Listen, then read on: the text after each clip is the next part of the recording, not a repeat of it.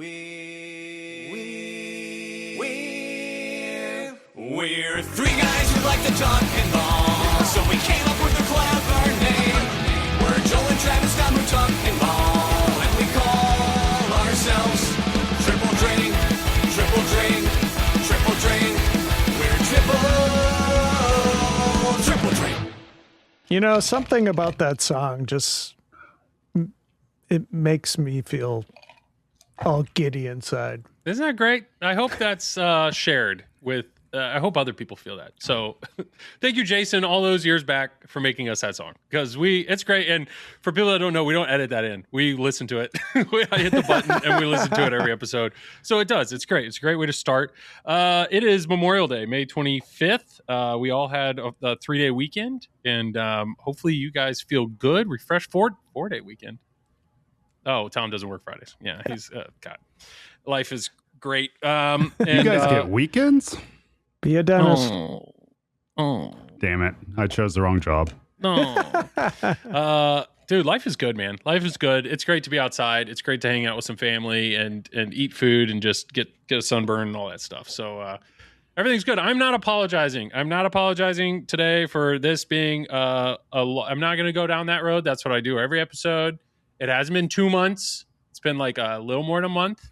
But we have a game release. And we're excited to talk about it. I thought you were going to apologize for the non-transforming Optimus Prime.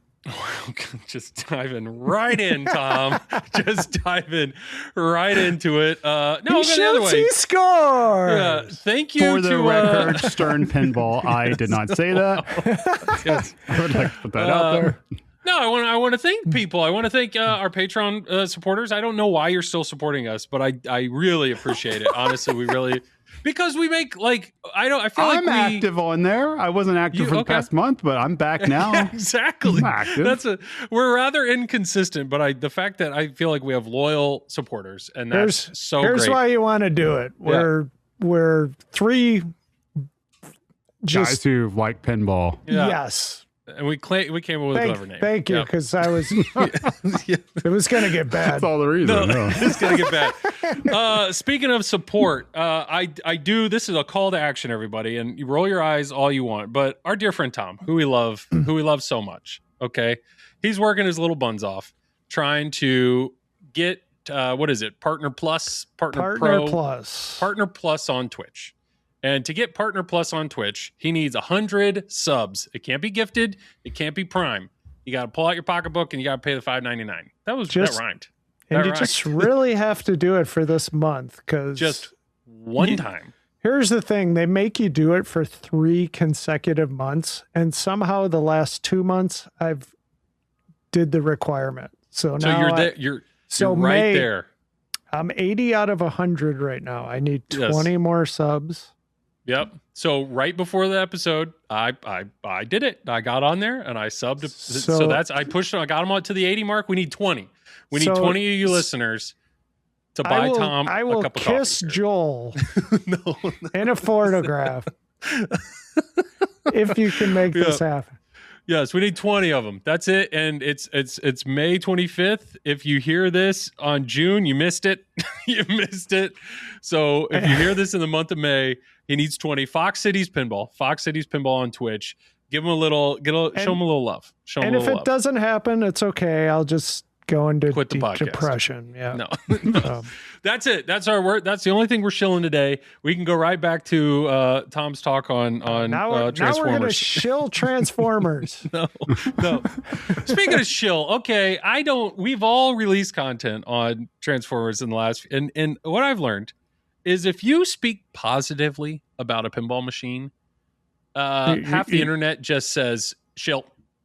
Yep. Like they just assume, the only reason he would have any positive thoughts on this pinball machine is because clearly he's making money or trying to be nice to his friend.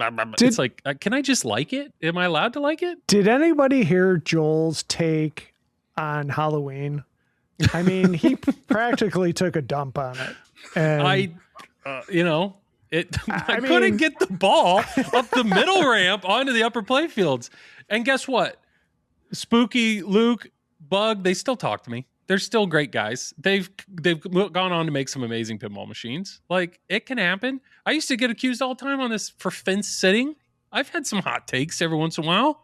You know, if somebody's going to be a shill, you can call Travis a shill because he works for a pinball company, specifically the pinball company. That's his my job. kids cannot eat or go to school unless Yep. you guys get off your butts and start buying some Transformers right now. So that's fine. Travis, you can call him shill all you want. Yeah, The little all you Tommy want. boy over Don't here bother me. and myself, we just like pinball. Can we like pinball? I don't know. That's enough. I don't know. I mean, I liked what I saw from a design standpoint. So how do you? Okay, we'll just dive in. Yeah, Transformers, where do got we it. even start with Transformers? Let's talk about Where it. do we Transformers start? is out. Transformers is out. It came out. There was a leak before, so we all saw a little bit of before. Yeah. And the big and let's the big be honest. question. Yeah, Go ahead. Optimus Prime looked like Fat Albert. Optimus Prime from the leaked angle looked interesting. And there was a lot of like, what's going on? Well, maybe it's mid-transform. You know, It's maybe Transformers. It's gotta maybe they transform. put too much oil in him, and he was bloated. It looked interesting. And then the game came out, and that's when we realized very quickly Optimus Prime doesn't transform. So, I will be honest to the guy that thinks I'm a shill. Was I disappointed to hear that Optimus Prime didn't transform? Absolutely, I was disappointed. Absolutely. See, I didn't care. Oh, okay, Tom. Well, I mean, the last game didn't have a transforming transformer in it, did it? No, but last game No. wasn't Transformers. Hey. Oh, you mean the original Transformers? The DMD George one. Gomez one. Got it. Yeah. You had Optimus Prime in the middle, and he got hit in the nuts. So we moved down. Now we hit him in the shins. And then you, Shins now, and then you according to you, had, Joel. you had Starscream that moved like this, Back and forth. and then Okay. you had Ironhide, and he did this. Well, with the if mini you're wondering playfield. what time, if this is audio, I'm just doing a little jig over here. It's great. Yeah. Yes, You got to watch perfect. on YouTube to see the gesture. Yeah, like and subscribe on YouTube. Yeah. So that's We'll a good chill point. the I shit love the out of that. historian. I love the historian aspect of this. I didn't even think about that. And can you, Tom, were you active on Pinside when that one was released? Did people lose their mind that there was nothing that transformed when that game came out? Or I don't think so, but I don't really remember. That was a long didn't- time ago. they didn't write That was their like senators 14 and- years ago or something like Yeah. that. Yeah. I was just a young pinball player back then. So yes, was Oh. I personally disappointed? Of course, I like mechs. I like things moving, but it's really made me think a lot this week. And Dennis Kriesel actually said something on the pinball show that I liked, which is moments are awesome. Like seeing the Godzilla building go down. It's awesome, and it's awesome for the first 10, 20 times, and then after that, it's not as awesome. It's not that it's bad, but it does take a little bit of time, and you just don't notice it as much. I will tell you what you do notice is a broken mech. What you do notice is a mech or a mech where switches aren't registering. Like, you do notice that. And that doesn't go away. That is constant. And so the vibe that I'm getting, there's no official anything from Stern, but the vibe that I'm getting was it looks like that mech did transform, and late in the process, something about it wasn't reliable. Something wasn't reliable. Something wasn't consistent. And so they had to make the tough call of, we don't want to put out an unreliable product that's going to cause more problems down the road. So we're going to be safe here and pull it. And honestly, I bet pinball manufacturers do this all the time and we don't even know it. I bet that happens all the time and we don't even know it. And yet here we are. We do know this one because it's Transformers and it looks like it transforms. And unfortunately, the marketing material that was released does kind of hint or show that it at one point did transform. Like, this was a last minute call. I don't think it just hints. It It's literally pretty shows clear that it was Yeah. it had transformed. The pictures on their official website show an insert that's not there anymore. Like, this was a last minute call. And I feel for them. I feel for the design team, Elizabeth Gieske, Elliot Eisman, to have that changed at the end, that's a gut punch. I feel for George Gomez to have to probably make that call. That hey, we got to do the right thing here. It reminds me of Pirates when the 3 spinning discs were pulled and the That's opening, a great example. The chest opening and closing was pulled. That it's a gut punch. It's a gut punch to everybody involved. But now that we've said all that, please don't ignore. And yet, yes, Pirates of the Caribbean, those games are going for ridiculous amount of money with those features being pulled out. 100%. And that's what I'm saying. What I hate about all of this is people have it's hard stop. It's like Transformers machine without a transforming mech, I'm out. And it's like, why not? Like, please don't ignore the rest of the game, because the rest of the game looks awesome. Like, I am so excited to play this game. I have not played it. Travis has. So we're gonna tune into Travis here. We're gonna hear a little Travis talks here on his first experiences, because I haven't touched the game yet, but I've watched a lot of gameplay. Looking at this layout, dynamic as a very dynamic layout. Very excited to see what it does. And what else? The other mechs that are in the game look awesome. So it's just, to me, don't count out an entire pinball machine for one aspect. And for some people, that is a definitive must be. It's like Led Zeppelin not having Stairway to Heaven. I'm out. It's like, well, maybe that's not the best example. Led Zeppelin isn't the greatest game. Ray Day did the best he could. But yeah. You like Led Zeppelin? I like Led Zeppelin. Okay. Is it the greatest game? Shoots good. It does shoot. It does shoot well. Would you have wanted like a massive stairway mech in that game? I mean, if it worked out, maybe, but all the way to heaven, dude. That stairway went all the way. No. All right, Travis, you've played. Yes. No. Yeah. Travis, you have played. You've done it. You've played Transformers. What is the general public that what all of us that have just looked at pictures and watched a few little? What are we missing? What are you feeling? What are your thoughts? I mean, it plays great, I think. Chill. I mean, he's just selling the game. Chill. This is not real. Yeah. Okay, go ahead. Sorry. I mean, so here's the tough part. It's like, what do we want to talk about when it comes to Transformers? Do we want to talk about theme? Do we want to talk about Optimus Prime? Do we want to just talk about just the layout? Do we want to talk about the code? Prime. We've talked enough. Yeah. So, okay. So let's move past it. Yeah. So let's face facts. Obviously, it not transforming sucks, right? But there's no way around it. And that would be cool if it accepted a ball, or is obviously going to be integrated into the code in some form, obviously a major way, because, it relights your multi-ball. There's like a progressive jackpot build there that seems like there's shots there, obviously. So I think overall, outside of that, when I look at the totality of the rest of the game, I've said this on some of the other content I've done, it was a lot of fun playing it. I thoroughly enjoyed it. And there's so much code that's already there, and so many fun rules that are already there and well thought out, to where it's not the easiest way to explain this to people, that if you're newer to pinball or you're trying to conceptualize what actual good code is, because I know we've talked about this before in previous podcasts, it is like when you are starting to play a mode, you can tell it's well thought out, and it's progressive thinking that gets you from point A to point B to point C, that chooses the way Elizabeth, not Emily, Elizabeth likes to. I misspoke before the podcast, and here we are. So Gieske, I apologize. I just got to take a shot at Joel. I apologize. He was just thinking about his golf cart. That's all. Don't worry go ahead, Tyler. Keep talking. Yep. Yeah.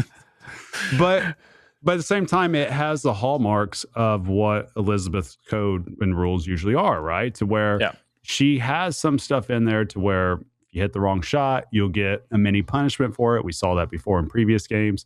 And then there's a lot of callbacks to other games. I don't want to spoil it too much, but a lot of callbacks to other games that had excellent rules and excellent structure, to where she's pulled it into Transformers but made it her own. So it's not like it's a direct rip and copy and stuff or anything like that. But I think it's kind of like that book, to where it's like still like an artist. I don't know if you guys have heard that book before, to where Better basically what it talks about is that if you are able to see things that people do at a high level and you ignore the things that they do at a lower level or average level, and you just pick at what you know they excel at, and you do that across the whole board, and you start formulating ideas of your own, and you start pulling it into what you do, to where, again, not a direct copy or anything like that, but it's inspired by that. That's the gist of what I'm saying here. So you can tell that there's things that are inspired by other games that have done excellent code and excellent rules decision and excellent things to make you want to explore different parts of the playfield, or make you want to play a certain mode over and over again. So what's unique about this game, I can tell it's kind of pulled some of those concepts and those ideas, but there's lots in here that you want to keep doing over and over again. It's not just one thing over and over again. And that's kind of the difference. Like, Joel, you hinted at it earlier that, you know, when you're talking about using the same mech multiple times, right? And you've heard Tom and I say that a bunch. We've said that about Medieval Madness before. Yeah. You know, it's just one of the things that people don't realize, that if you play a game a few hundred times and you see the same thing over and over again, you'll get tired of it regardless of how great the game is. And that goes for any game, even like the Godzilla building or anything else. You just tend to skip through and try to get to the next thing. But with this, it feels like now it has the rules integrated in such a way that you want to play certain things over and over again. And the rules aren't broken out of the gate. The rules are fully well fleshed out. Obviously, there's going to be refinement as more people play it, and then they kind of get some more ideas. But that's the thing. It's like, you can't work around a broken mech, or work around a mech that just gets boring after a while, whatever. And not talking about Optimus Prime, but any mech in general. But if the code is fun, like, that right there is everything. If the code's not fun, then it's like, what does it matter what the ball does if everything else around it is boring to the player?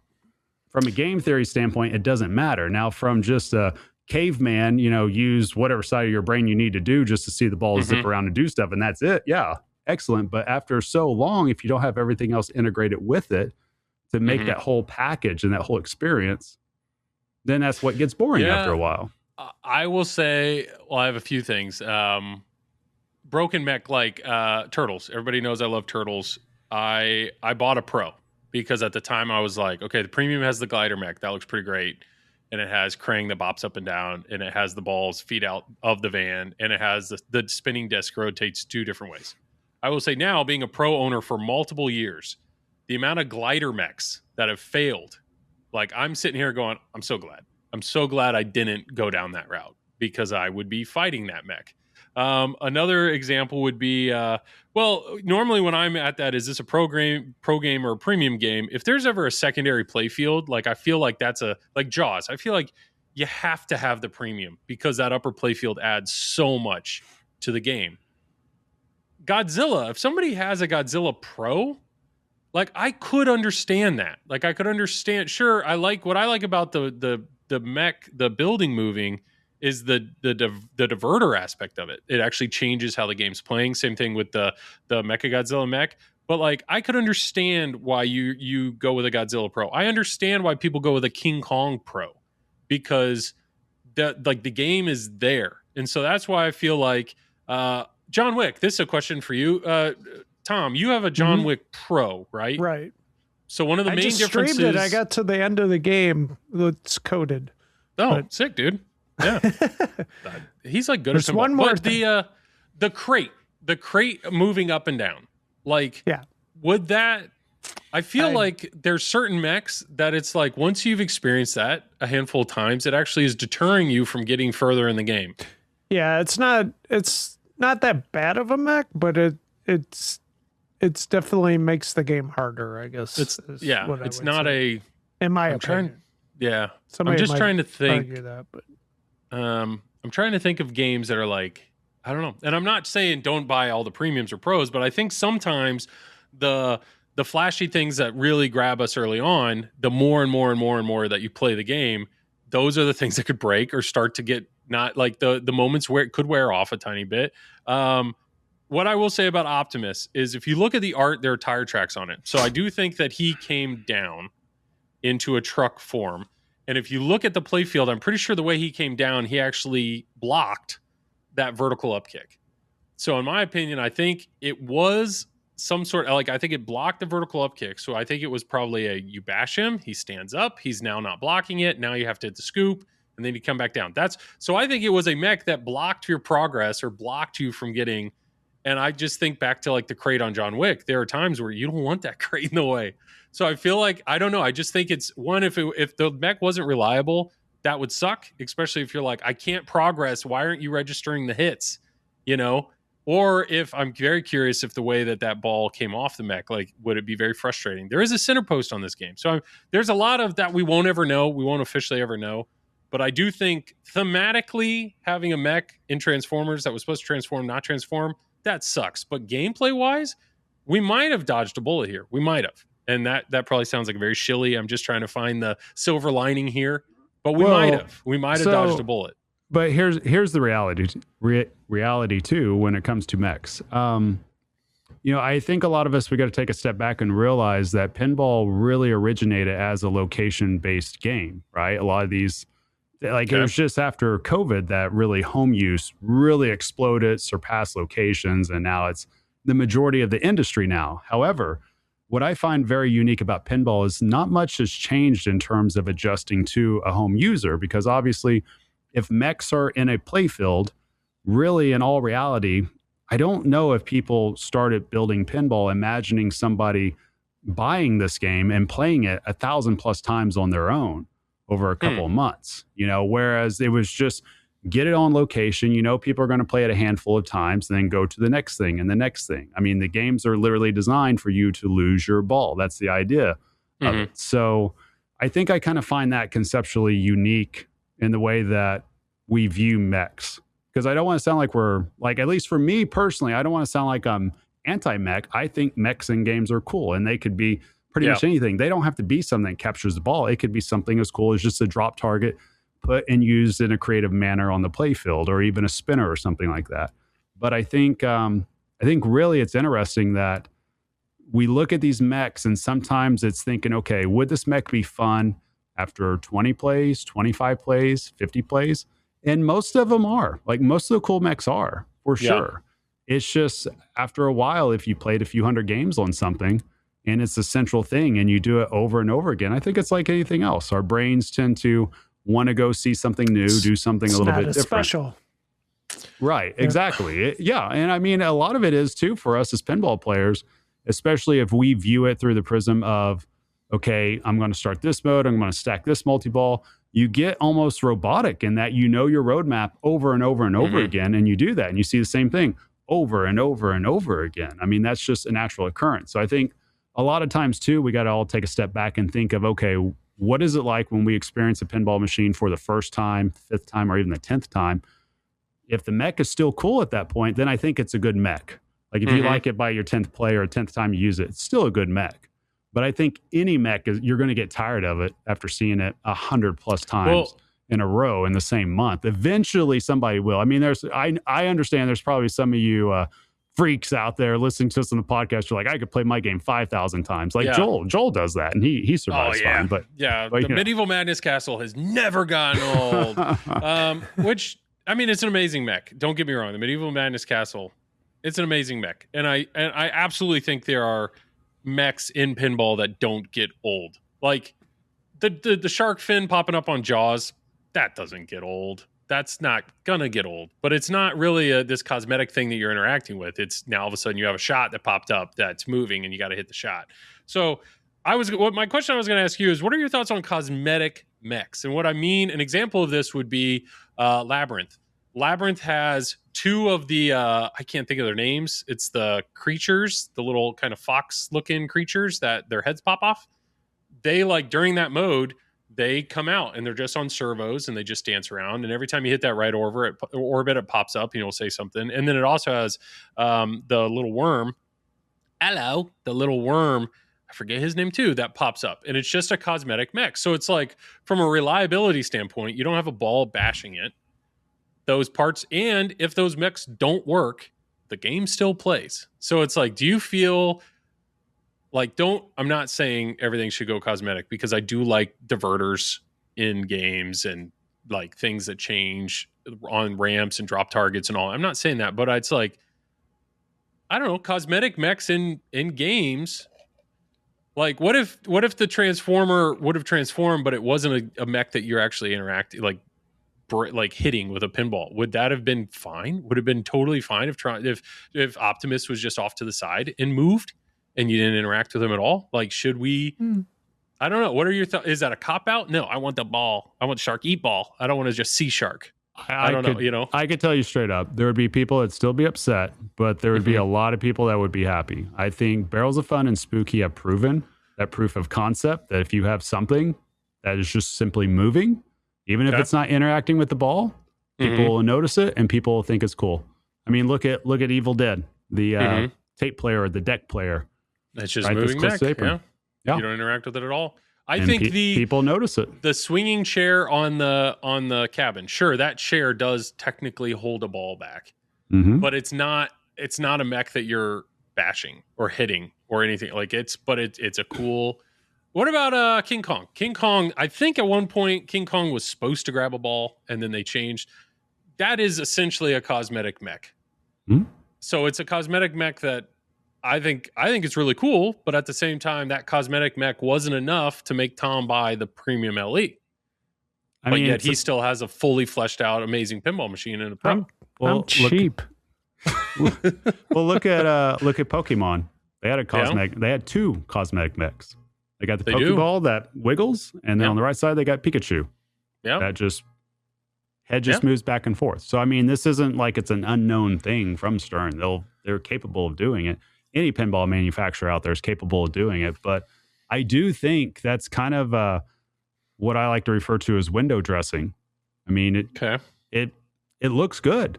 Like if you're on the side watching it, even if you're playing just watching the ball, you may not notice. It's the same thing as the LCD screen or beautiful art that's on the game. But if you're off to the side, you're going to notice those things, and it adds on to the game. And if it didn't add on to the game, these companies wouldn't be doing it. They wouldn't be advertising it in the Matrix. It wouldn't be an add-on for a limited edition. You know, I think there's just different levels of it, right? Obviously, at the highest level, I think it's something like Jersey Jack does at times, to where they actually take what you could tell is part of the theme and they fully integrate it into the actual playfield itself that interacts with the ball. Like take Guns N' Roses, for instance, right? A Habitrail that look like drumsticks coming back. So something like that. I think that's taken it to the nth degree. And granted, there's probably another pinball manufacturer out there, or multiple have probably done something similar to that. I just can't remember it. But to me, that's like the ultimate thing. When you can figure out something like that, like they did in Harry Potter too, right? Because I mean, you have like the cauldron accepting balls, I think, on the right-hand side, if I'm remembering that right. And then you have the staircase that's moving back and forth, right? That's a pretty intricate mech, but it's more...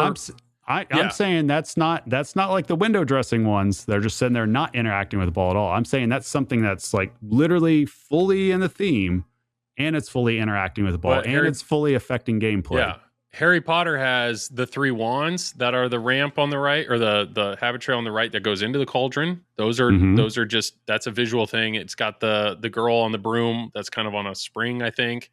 That's a cosmetic, like. There's a lot. I was trying to think Elton John. I was like, what? There's a lot of cosmetic mech in that game. I don't know anybody that thinks Elton John's a bad game. That's a great game. But the only thing, like the unique mech in the game, is you got Elton John playing a piano. But like the ball doesn't physically interact with that mech. It's a locking mech. It has a way to lock balls up there.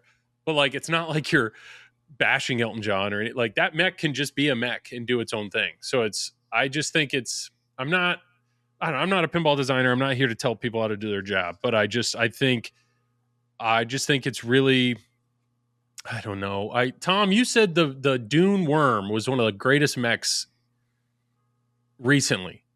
Yeah. And it's partly cosmetic because the shell of the worm, but that is a very interactive mech. Interactive mech. Extremely. So it's like, I applaud them for making that interactive mech. I'm glad the worm doesn't just pop up out of the corner and like, hello. But at the same time, if that mech fails, if that mech fails at all, game is, you're stuck. You can't do anything. You're sending me into depression. Yeah. So I don't want to sit here and tell people we don't need mechs that interact with the ball, but I do think I'll tell people. I don't think yes, we every do. mech. I don't think every mech has to interact with the ball. Joel, I'll say it. Yes, we do. Like, look at Godzilla. Prime example of it. When we talk about, if we're talking about this is the next level, it's not just a mech for the sake of being a mech. It's a mech that has purpose and is very thematic. Okay. Godzilla. Most obvious one is a building. Yep. That goes up and down. It changes the direction of where the ball's coming from, like after it comes out of the ramp, which flippers are going to. There's a ball lock involved. And then you can go down to the left habit trail. It's a bridge that actually will break apart. So that's very thematic, with Godzilla rampaging through the city. And on the right-hand side, you have that rotating shield right there for Mechagodzilla that has a jump ramp. Once again, very thematic that they even use it for the code where you're knocking down the shield or you're advancing things toward Mechagodzilla. You hit him in the tummy. Right, exactly. So that's really what we mean by having multiple things come together at once, to where you have to think so far ahead to integrate things into the theme. Then, of course, naturally, you got to make it fit into the bomb. You got to make sure it doesn't get stripped from your game. And then you got to figure out the right rules to go with it and the right vibe to go with it, right? The right mode, the right LCD thing. There's just so much that goes into it, but there's proof in these games across all manufacturers what happens when you bring all those variables together. So to me, that's the North Star right there for anybody to try to achieve. Now, naturally, your true North Star is to make sure the games are designed in such a way they can actually be manufactured at scale. Yes, of course. Yeah. At the very basis. But just from a design standpoint, I would think that would be the North Star. Otherwise, we're going totally retro and just trying to do something from the 70s, like a single level EM game or something like that. So using Godzilla, you are arguing that we do need mechs that interact with the ball. He is arguing that, yes. Yes, okay. Just because of where the industry's at, Joel. Like the vast majority are home users. And if we're declaring that we're going to have 750 or 1,000 LEs, if we're saying we're going to have unlimited $15,000 CEs now for Harry Potter from JJP, we're saying Spooky and Barrels are focusing mostly on just one singular build that's the top tier build possible, that has all the mechs that it needs there, and they're trying to interact with the ball as much as possible or have the window dressing mechs that move around.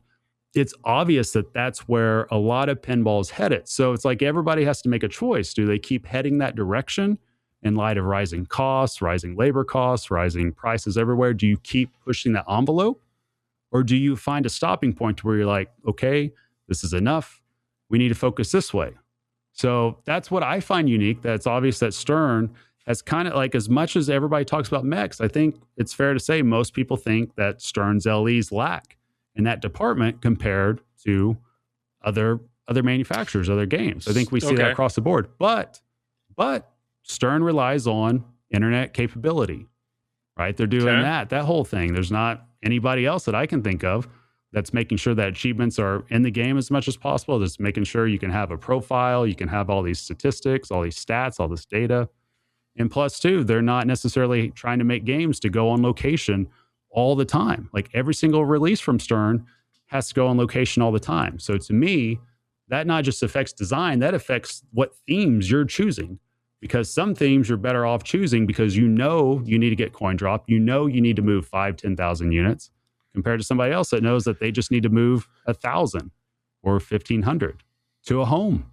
Like that's a much different discussion to have in that. But I don't know. I think games need mechs, Joel. If they're going to go to houses, I don't want to miss out on that. And I think there's a way to do it that has been proven. Like multiple designers have proven they can do it. I think it's just a matter of are they allowed to keep doing it consistently? Because I don't think that there's designers out there that actively just have no idea how to do it. I think they all do. It's just a matter, are they allowed to do it within the constraints that's put on them by the manufacturers themselves to make sure that the product stays under, or the project stays under BOM and they can get it out and meet the deadlines. I think that's the real thing that's going on here. Yeah. I'm going to have to go back and re-listen to this because I don't know what I'm arguing, but I don't get me wrong. I love mechs that interact with the ball. I really do. Now a mech, and I also like mechs that create a moment.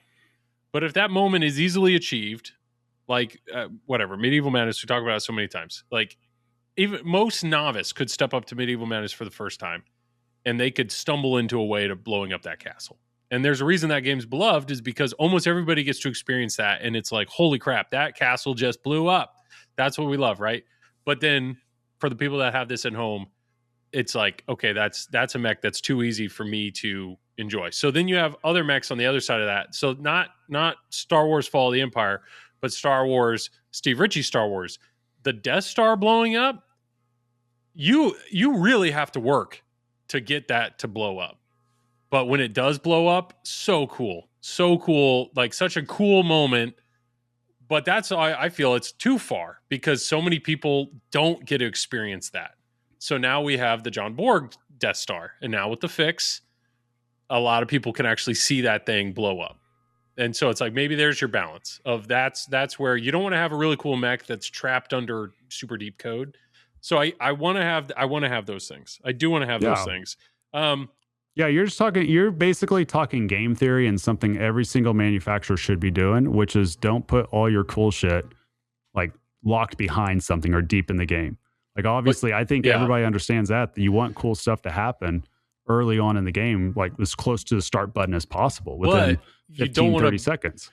But you don't want to blow your load immediately to everything and make it all like everybody saw everything the first time they played it, and now what's going to draw them back in? Well, that's the tough part, right? That's the location argument against home use. If somebody's on location, they're going to keep pumping quarters because they want to keep playing. Like it's okay to play 20, 30 games before you decide if you want to move on. Whereas you pay $7,000 to $15,000 to get a game into your house. I would like to think you're going to play it a little bit more than just 20 times.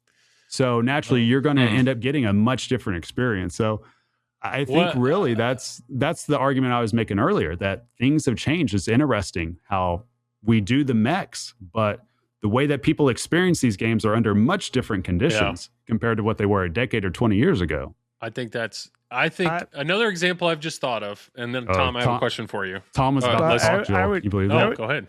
I was going to say, Pinside and pinball in general was really hurt by Jaws, right? Didn't eat the ball. Yeah, no eat ball. It's number 3 on Pinside. Yeah, on top people 100. got past that. It's crazy. It's crazy that I thought you were going to give up on your LE when she realized it didn't eat ball, Tom. But good for you for powering through. And I did it. Yeah, it's and I don't doubt. I'm really excited about Transformers, and I know this will be something that people get past. John Wick is another example. We had I streamed on Flipping Out. We did a chatting stream, and Mike with the Pinballers, he honestly thinks John Wick now is a top 10 game. He loves that game now. Yeah, Tom, what are your thoughts? I know I streamed it the last couple of days, and I just had so much fun just like cranking through it. It's a fast game. The shots are brutal. Yeah. But like I got to the duel, which is you have to complete 2 of the 3 things. You don't have to complete it, but you have to play through either all the modes, do all the adversaries, or do 6 of the multi-balls. So basically do all the multi-balls. There's 4 car multi-balls. There's the Excommunicado and whatever the other one is. I can't think of right now. But you have to do all 6 of those, and then it'll basically like the wizard mode. Nice. So yeah. He was raving about it. In that game, there's no guns in the game, Tom. How can you play the game when there's no guns on the artwork? How do you it's hard stop, Tom. How do you do it? Yeah, I got over it. Well, yeah. I mean, at some point we're just playing pinball, right? You would think. At some point. I think every release is under a microscope, right? Like every time a new game comes out, like somebody just wants to find some fault in the game. Tom, your Harry Potter, does it have the derpy 3-eyed dragon? Yes. How do you play? How can you play the game, Tom? How can you do it, Tom? I don't even notice it's there. Actually, occasionally I'll look at it and I'll be like, "Oh yeah, derp." But I'm sure I'm sure it'd bother some people. But I have some games, with some scratches on them, and they don't bother me. Or like There's some older games. I have a Paragon with, there's a little bit of wear on the playfield. I'm okay with that. Man, I know.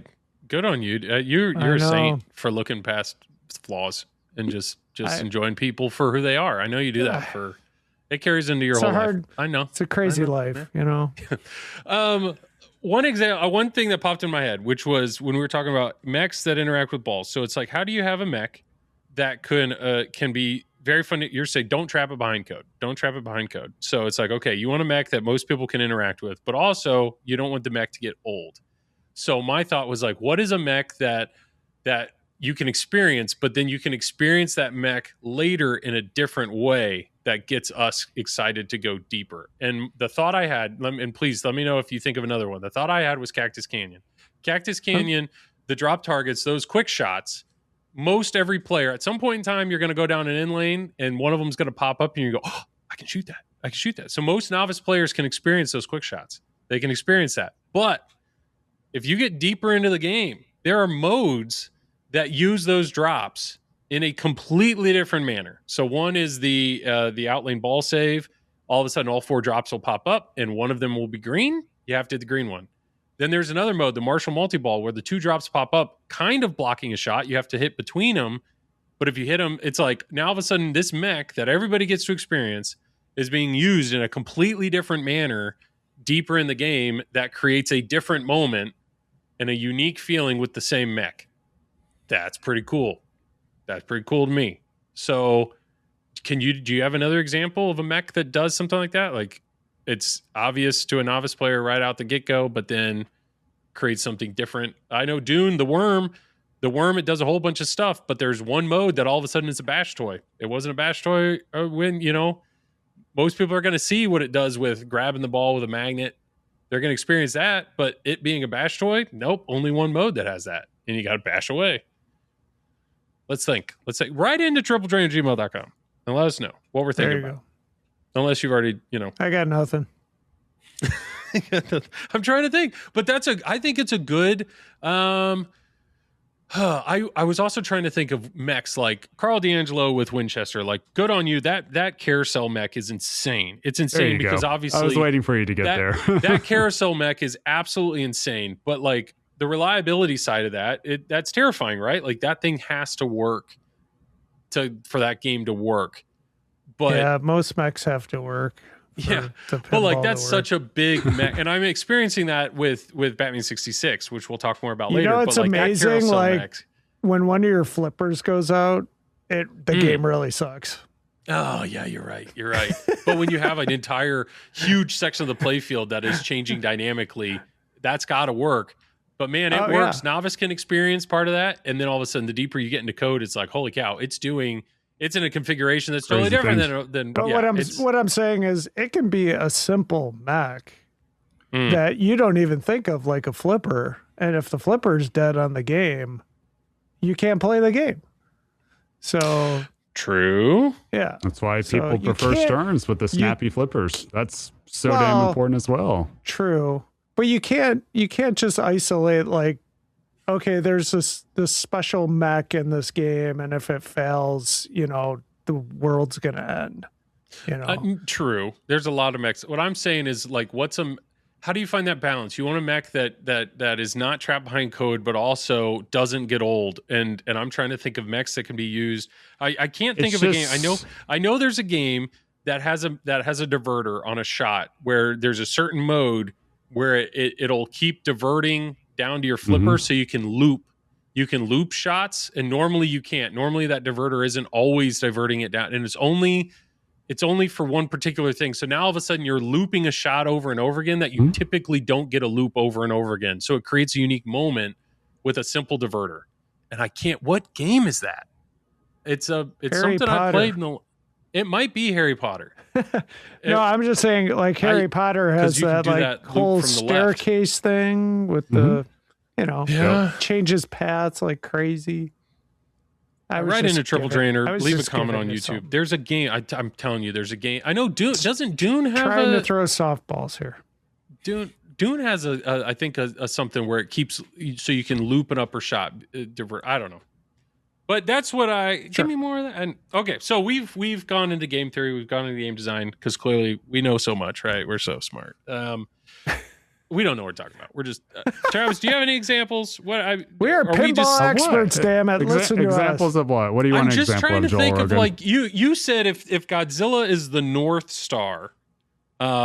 Well, I mean, like freaking King Kong with the bridge mech, the fact that there are modes where the log diverter's always up, so you can just do crazy stuff on the upper play field, and then other times where it's down. And guess what? That's thematically, it makes complete sense. Yeah, that's a pretty awesome. With the play field, with the modes, with the artwork, and that's what we talk about when bringing the whole package together. I think it's more or less you just have to unlock that part of your brain that you start seeing it, because once you see it in one thing, you start seeing it in other things. And I think it creates that nuance appreciation to have for these designers and the people that make the decisions for what they're doing in these games. These are like little things unsaid, like kind of like we can go back to Jaws. We were talking about that a second ago, right?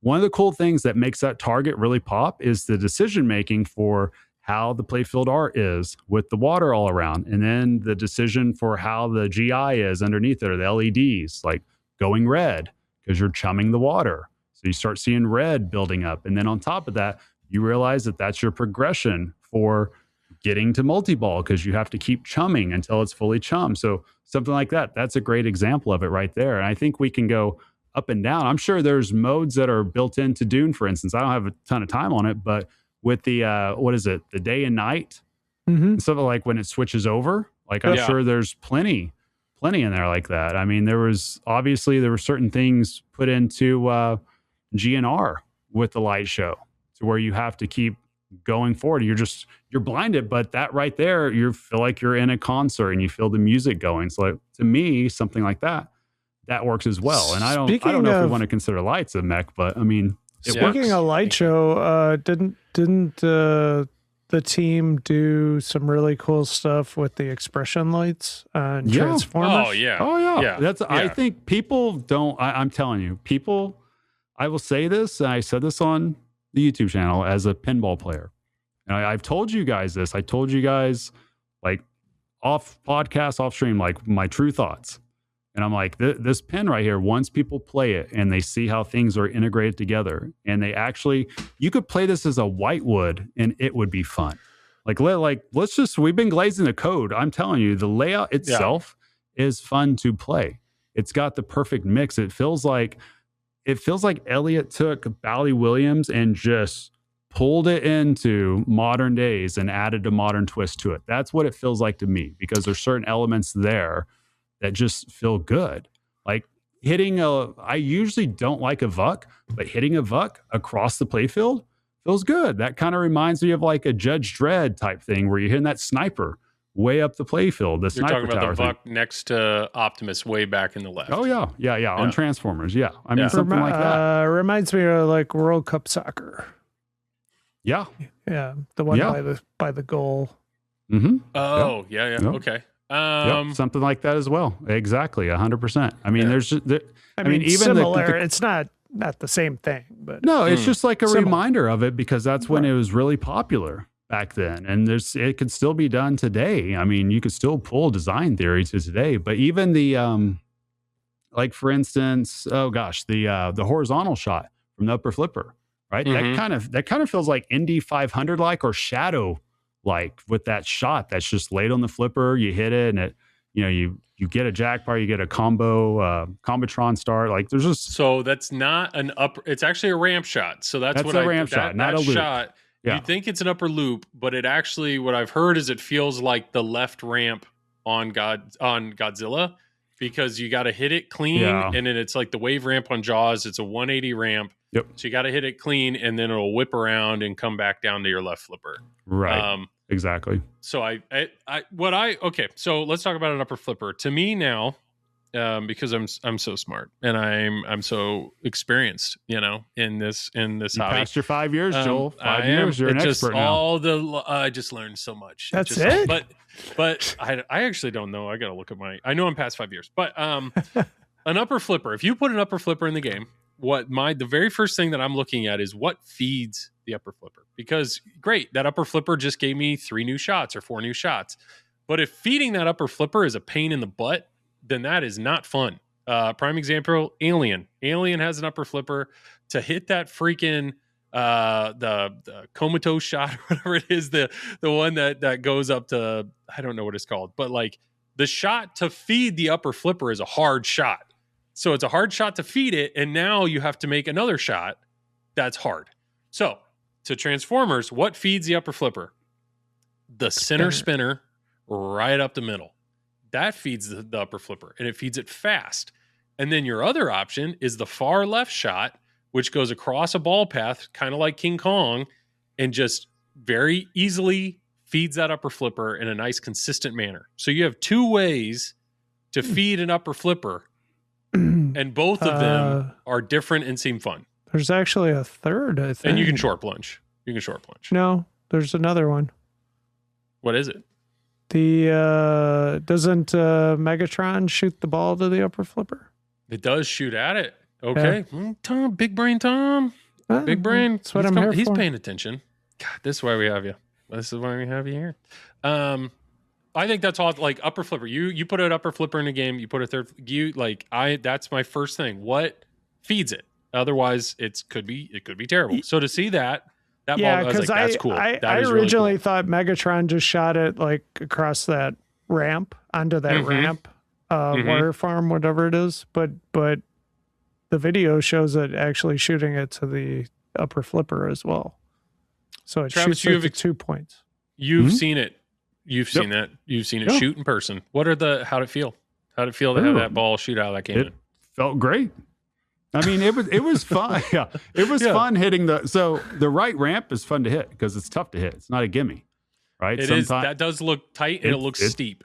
Yes, it is both, and you feel it. If you miss it, you better be on your defense to get it back. But no, I mean that ramp is great, and seeing the cannon shot to me was cool. The first time we just laughed our asses off saying how awesome was that. Like there's sometimes you see something happen in a game and seeing that combined with the sound and the light show, like it brought it all together. That when we talk about a moment, as cliche as it is, that felt like that. Now, could that moment get old after 20 times in a row? Just like we're talking about? Yeah, of course. But to me, that right there sold it that if you're going to play this, you almost have to have a premium at that point because he doesn't do that on the Pro. Yeah. That's the thing. But no, to me, it's really cool. And it kind of shows that Megatron is kind of like the low key star of the show, being able to do as much that he does in there. The right ramp, would you say it's, well, two parts. One, do you think it's easier or harder than the right ramp on Foo Fighters? Harder to me at first, just because I haven't played it. I played it a handful of times. I played Foo Fighters a bunch. Okay, because I remember, Foo Fighters. I found the Foo Fighters right ramp faster than I did the Transformers right ramp, if that's what you're asking. But this right ramp is easier than the Shadow right ramp. I can't hit that for shit.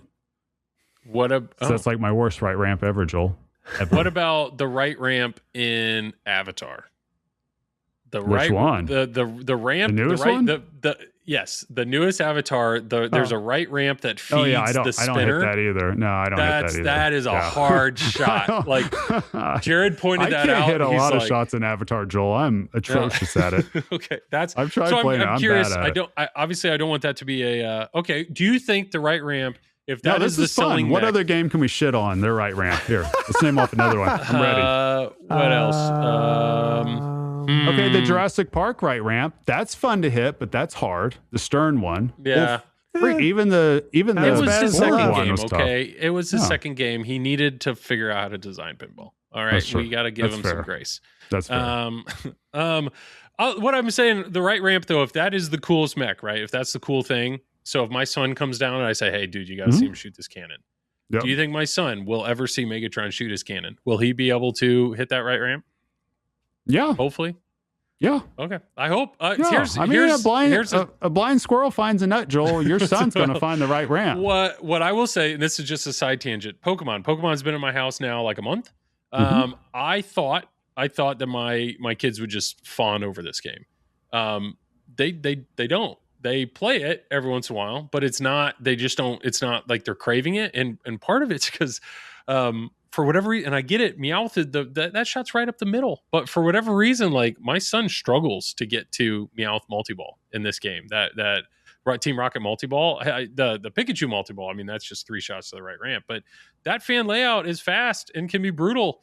So for my son, who's like, this is he should be loving it. I'll tell you right now, of this lineup, what games get played the most?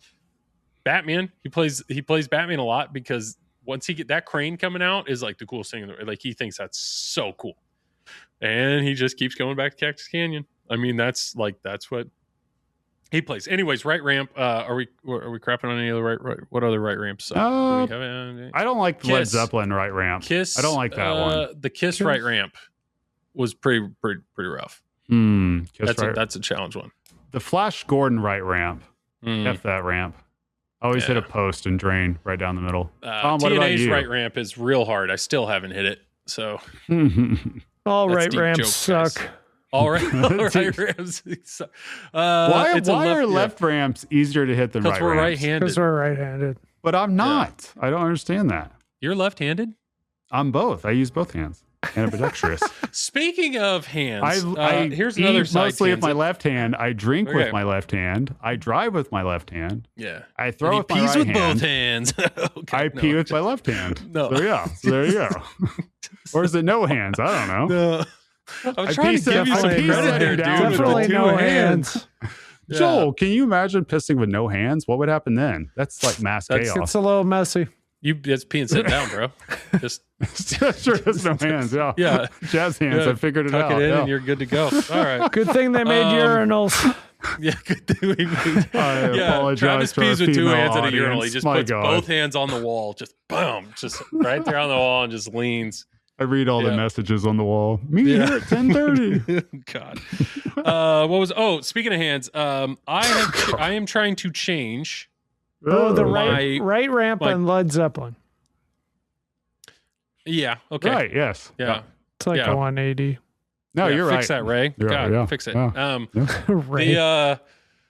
I'm trying to change my grip, my pinball grip, and the reason why is because as a taller individual, You and Ralph have been talking about this, haven't you? I have not. Okay.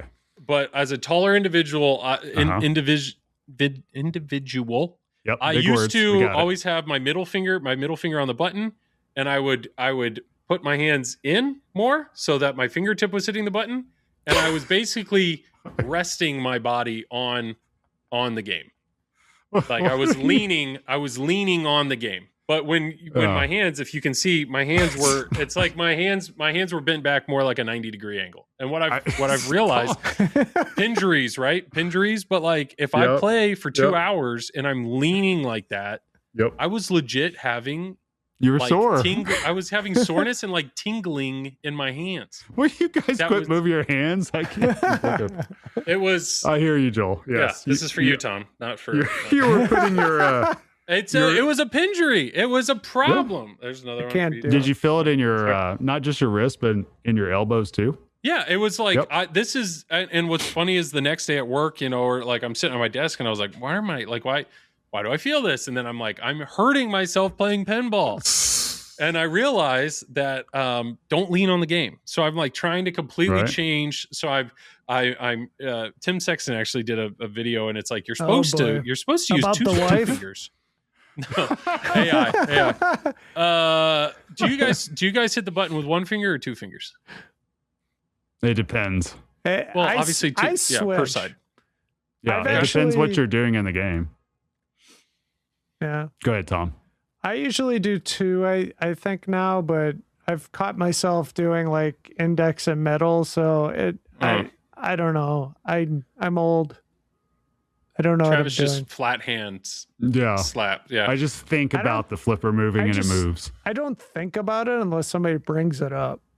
Mm. I'm just Right in triple dream gmail.com or leave a YouTube comment. Let us know because I tried to do answer is this, Joel. I tried to shift my fingers down more. That's Mhm. instead of my wrist like this, I'm trying to keep it more straight, and I'm trying not to lean on the game. So I'm trying to have the button be I don't know, not on the fleshy What part of my would- tip of my finger, but more in the middle. What do you And think it's Abe would really tell you to changed a do? lot. That's the question. Ah, What would Abe tell you to do? Is it in the video, Tom? You've seen it? I mean, I think it is. It should be. Right? I don't know. I need to watch this. I would think it would be. Yeah. There you go. There's a plug. I need to watch. Yeah, Abe sent me the videos. I need to watch the video. Sorry, Abe, I haven't sent it yet. But I need to see. I don't know. I'm curious, but it is funny to me. Changing my stance like affects my ability. I felt like I could nudge more because I was already leaning on the game, but now it's like it's better. It's better. I feel a little more controlled. I watched Elwin play Winchester when we were at Pinball at the Beat. Like he doesn't lean on the game at all. Like it's this like finesse that he has. He's very boom, and then boom, he's very relaxed. When he nudges. Yeah, very. Yeah, but I don't know. I need to watch. I'm just messing around trying to find the right thing. Don't hurt yourself. Don't hurt yourself playing pinball. Yeah, that's a good idea, Joel. Okay, so we were talking about Transformers. We're talking about the shots. We like the shots. We did talk about the code a little bit. What I can say about the code, what I do like that Gieske put in the game, there are 5 main modes, but she has levels to the modes. There are 3 levels to the modes, and it's based on whether or not you've energized the Energon cube beforehand. So you can select what level you want to play the mode. And she said the modes, they're very different experiences based on the way you play the modes. Then, if you beat 2 modes, I think it's beat, it lights a mini wizard mode. And the mini wizard mode is based on the 2 modes that you played. So there's perks that you get. So the mini wizard mode, it just keeps spitting balls out. It's like you're battling Megatron, and certain shots damage him and certain shots damage you. But like one of the modes, if you play this mode, that means every time you drain, that doesn't hurt your health. But there's other, so it's like every mode has a perk. So it's like, I hear that and I'm like, that's awesome. The fact, I only have 5 modes, but the modes change based on the difficulty I select. So risk reward.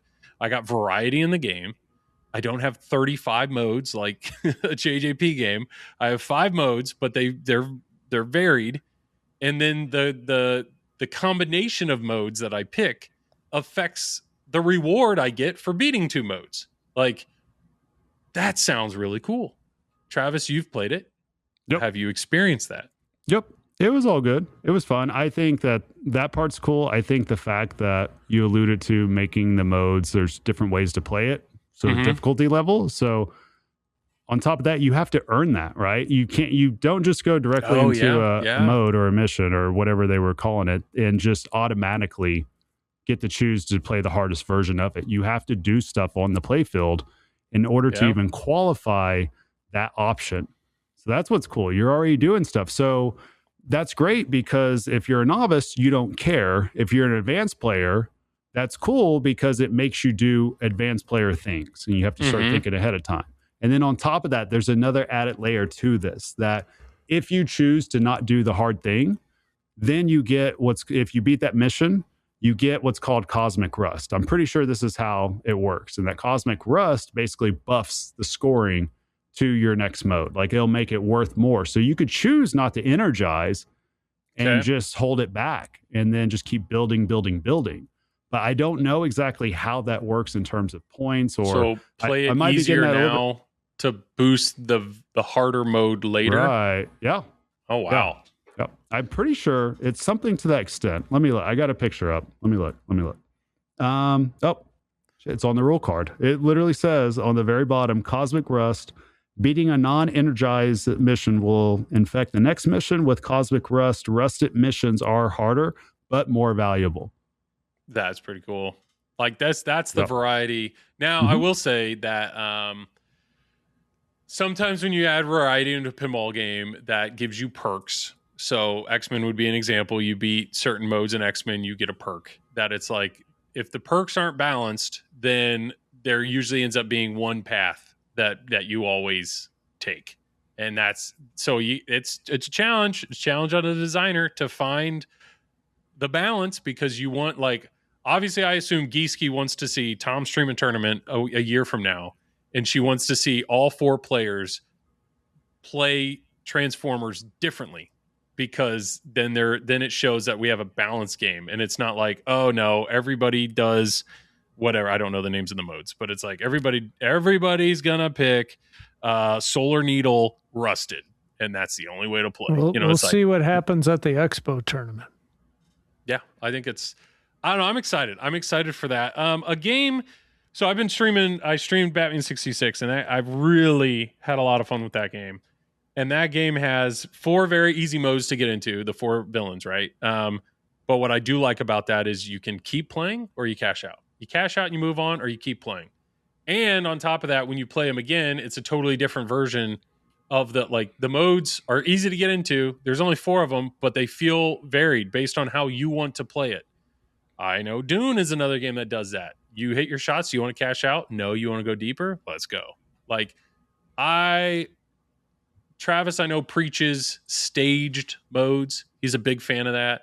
Let the novice or let the people that just want to go for progression, let them dip out of the mode, but give me more, give me a challenge, give me variety in that. I'm coming around, man. I'm coming around to that really being standing out on what gives a game replayability. Now there's a balance there, because one of the challenges I'm having now that I was gushing over Batman 66 the first week I had it, but the more I play it now I realize with the TV modes, some of them are far superior than other TV modes. Do you know about if you complete one of each of the seasons, you get a special wizard? That's my go-to. So what he's saying, there's 3 seasons. If you beat all three, if you beat 3 different seasons, many minor villains, TV you get to a multi-ball, and you get to pick which one you play. There's it's like holy mackerel molly ball or something, where every shot it's Robin saying a different whatever holy garbanzo bean Batman. It's all that's so great. I love humor.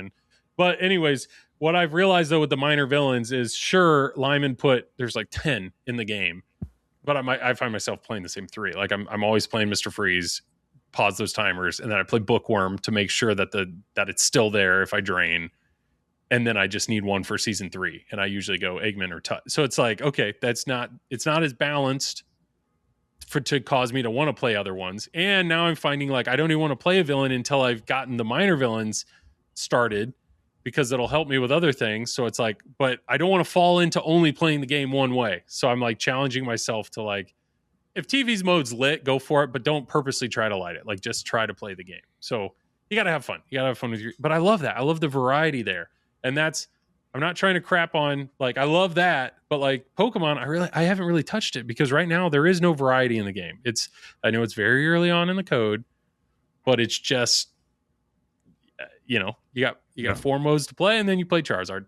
That's all there is. That's all there is. And there's no advantages to playing them in different orders or anything. It's just 4 modes to play Charizard. So I would love to, a year from now, be raving about how awesome Pokemon is. It's just right now we're kind of holding out. Do you miss it, Tom? You sold it.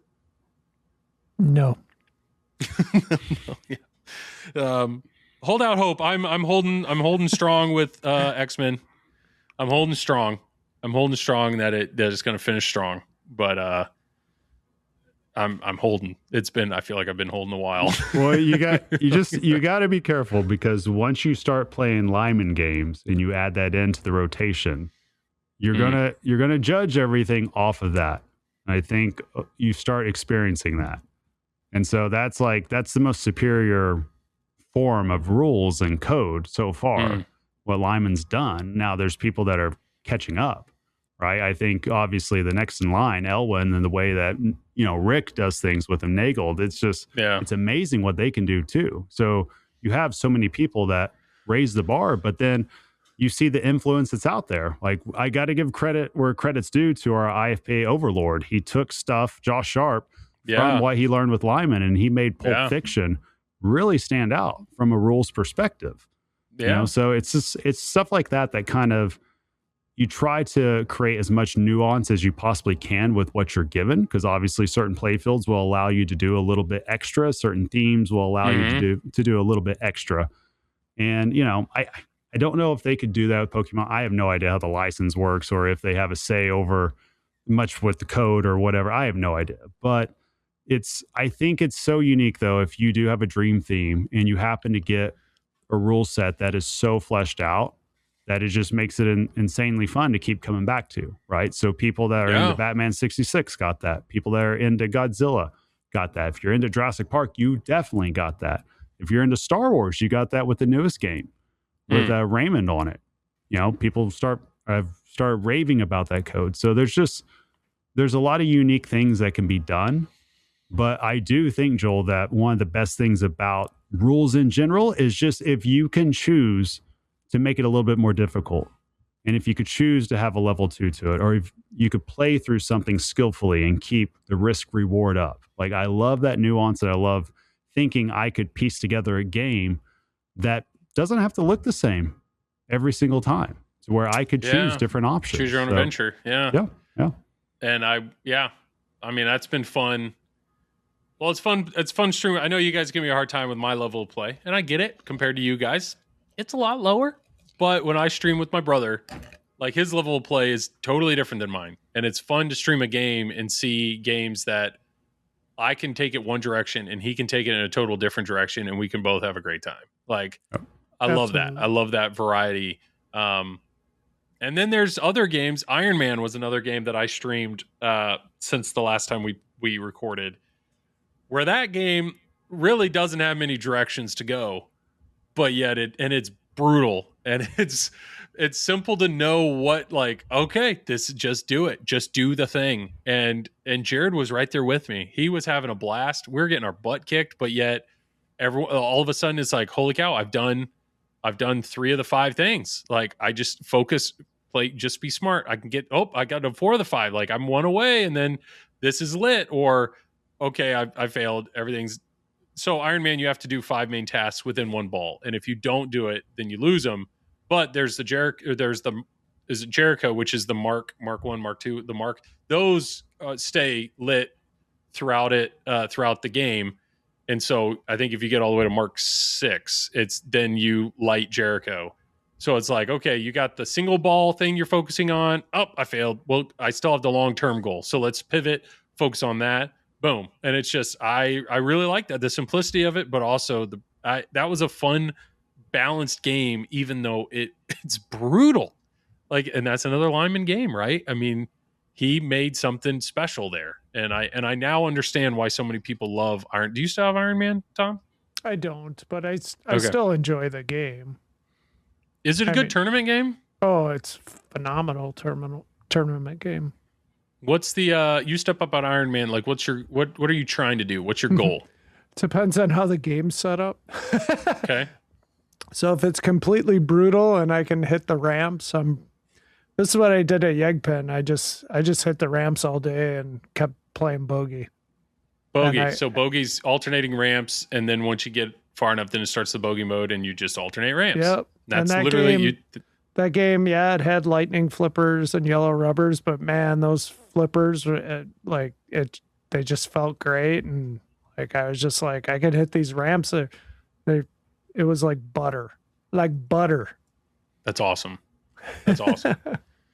But okay, that's if it's brutal. If it's set up in a reasonable manner, then I'm still gonna play bogey, but I'll probably play Monger and try to at least get to Jericho. If not, try to get all 5 things like you were talking about in 1 ball. But there's a lot of risk in some of those things. Well, the magnets, the targets to start your war machine, like that can be brutal too. And whiplash. Drones. Whiplash is like, oh, I just got to hit these 2 targets with a big ass magnet in front of it that throws the ball down the outlet, you know? Yep. So, but that's kind of the fun of it, you know? Like, yeah. And Monger seems easy as long as you can avoid the magnet, you know? Mm-hmm. So, yeah. I honestly would love to see somebody bring that rule back to modern pinball, to where it's essentially do like 5 things, right? But in order to get to wizard mode, but you got to do all 5 things in the same ball. Nope. So you have to really think it through, your strategy to set it up and what to do. I'd be curious to see that brought back, and then still have modes on top of it, still have other things, not just like a ramps mode, like where you hit ramps. Right. To where that's just part of the background skill tree. Has to be the right game, right? Right game, right layout. Yeah. That's what I mean. Yeah, I mean, I would, yeah. I think it could be used with any theme pretty much. I think that's part of the fun, right? It's pulling a rule that's been proven to be fun in pinball, and then you take the theme and you pull that into the pinball. I think it could be done. I think the three of us could figure it out. I think anybody could figure it out because it's just fun thinking of cool shit like that. What about absolutely? Well, two parts. One would be, what if Godzilla was when you drain, you have to go to a new city, like you have to. So that would make you do all the city things in one ball. Do you think that would be an improvement, possibly?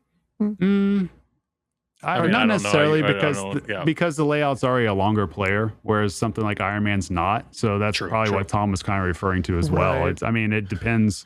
A lot of the things that you do with rules depends on the layout itself. I think it would be cool. It'd be interesting. I mean, if you could set the game to hard just to try it out yourself, that would be fun. It's like the game Stars. You know, like you want to. You could rip the spinner all day, but if you get the 5 stars and it's set to 100K for the special, it's fun trying to go for that, you know. So, Joel, you don't know what I'm talking about. It's okay. I don't know Stars. It doesn't have a screen, so I don't Zach, know. Get I've never streamed Stars. Stars. I mean, I've played it. I've never streamed it. I had something. It was gone. You said Stars, and that was one ball. The very first pinball machine I had, technically the first working one. The first pinball machine I ever had was a Data East Secret Service, and it was completely dead. It was like it looked like it fell off the back of a truck. So I was doing all this hardware repair, trying to fix it, and I finally was like, man, this is a lot of work to not be able to play a game. So I ended up selling it as a project, and shortly thereafter, I bought Avatar, Stern's Avatar, the original one, and I had that for a while. But what I did not like about Avatar, what I did not like about Avatar was to get to the wizard mode, you had to do everything within one ball, and that was, now correct me if I'm wrong. Maybe I was super new, but you have to do everything in one ball. It turns off. You had to do it all within one ball, and I didn't think there was any objective that you would work towards outside of that. So what pissed me off was like, I have a 3-ball game, but it really feels like a 1-ball game. And I mean, please, I was hoping you guys with your endless expertise, was I just playing it wrong?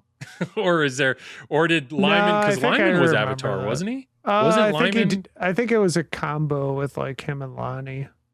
We need like Ron Halleck here. He would, or Dennis Kreisel. They would know. Probably. They would know right off. They just that encyclopedic. I don't know. But I don't know if Travis is looking that up to correct me, in or the if he's looking tournament up. World called that game Link Multi-Ball. So you just do one thing the whole time. Pretty much. Link, and then get your playfield multiplier. Just start ripping supers. Super. Okay. And then do it again and again. Yep.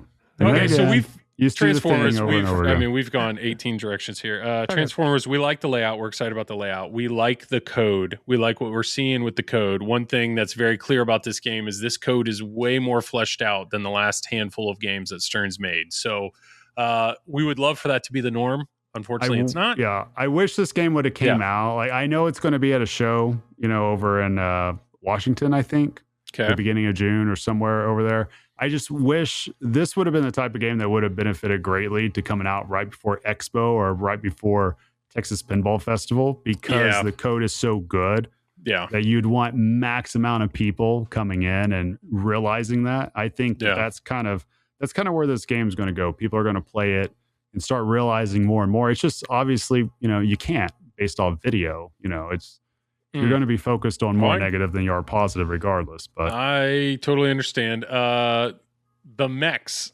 sure, we focused a lot on Optimus. I get it. Megatron, I think that mech looks pretty sweet. And the fact that it shoots multiple places, that's awesome. One thing we have not talked about, though, is Soundwave. The Soundwave mech, pretty legit. Pretty legit. Now, I'm curious, Travis, when the balls shoot out of his chest, there is on the left side, there's a sling. There's another sling on the left side. Right. So on the left side, you have an additional sling. On the right side, you have a pop bumper. And then the Soundwave mech shoots those balls out. It's a horizontal shot. Mm-hmm. Is there a lot of horizontal in this game? Like a lot of horizontal movement? Oh yeah. I mean, And is that it's fun everything. or is that terrifying? Both, which makes it fun. Okay. I mean, The outlanes, yeah. are the outlanes hungry? Are they just because that's that No, horizontal movement no. just gobbling it up?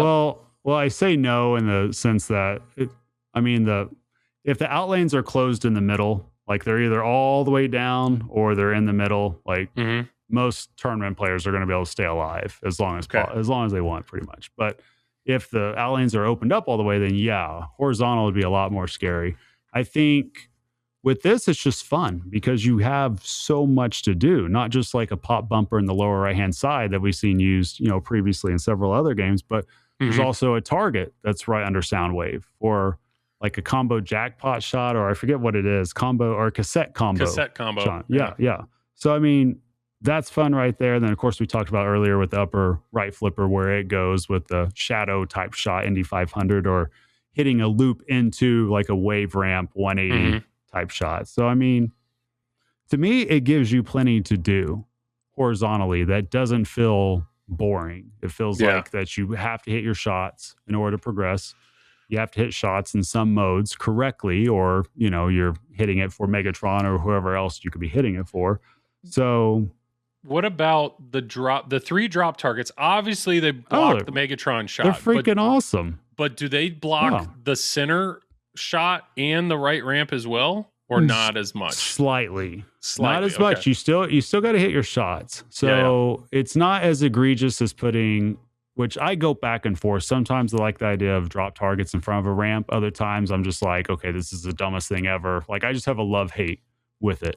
But I think if it's implemented right, it's just fine. So something like this, I don't mind because it's obviously blocking Megatron, the entrance there. But it does make that right ramp even extra challenging to begin with. So that's cool. But I do like the idea of having the game fight back a little bit too, like having drop targets in unique spots. It's challenging, but it's not infuriating. It's not like the Scolari brothers on Ghostbusters where they pop up, you get air balls everywhere or anything like that. Like this actually feels fun.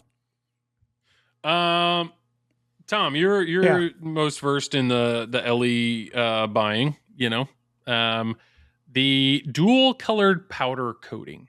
Do you like it? Do you not like it? The red on the left, the purple on the right? It's okay. Okay.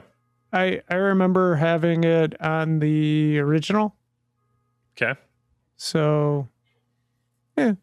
I mean, it's fine. Yeah. It's fine. Okay. I guess I understand why they're doing it, because like one half is Autobots, the other half's Decepticons, so it makes sense. But yeah, I guess it doesn't really bother me. Okay. I mean, yeah. If it bothered me, I wouldn't buy the LE, I guess. There was oh wait, you did. I did. You did. Tom's in. We got I don't him. want to glaze over that. We got him. We got him. You have been kind of a like the pro guy. You've been, what was the last LE you bought? Wasn't it Jaws? It was Jaws. Yeah. So you had bought a Pokemon They Pro. suckered me in. Come and gone. They suckered me, Joel. So Star Wars is a Pro too? Yeah. So your little AT-AT doesn't go up and down? No. Just Didn't stand. need it. And you can play. You can have fun without that? I needed Megatron to shoot the ball. Okay. And King Kong, you scared of Gong. You like Pro. So that's Pro D&D. Didn't you buy the Pro for that too? For D&D? Yeah. Yeah, when I had it, I had a Pro. King Uncanny Kong X-Men Pro. Wick Pro. Yeah. I don't even know. Should we not even? Is this a new? He's back. Tom is back. He's back with Transformers. Hell yeah. We're back. What was it? 2026. What was it? We're doing it. What was it, Tom? You had to have Megatron shoot the ball. What was it? It was at the expression lights. The foil cabinet. It looks pretty the sick in mirror person. I mean, foil. And I'm usually not big on that. Let It me looks tell sick you. in person. Let me tell you, foil cabinets look way better.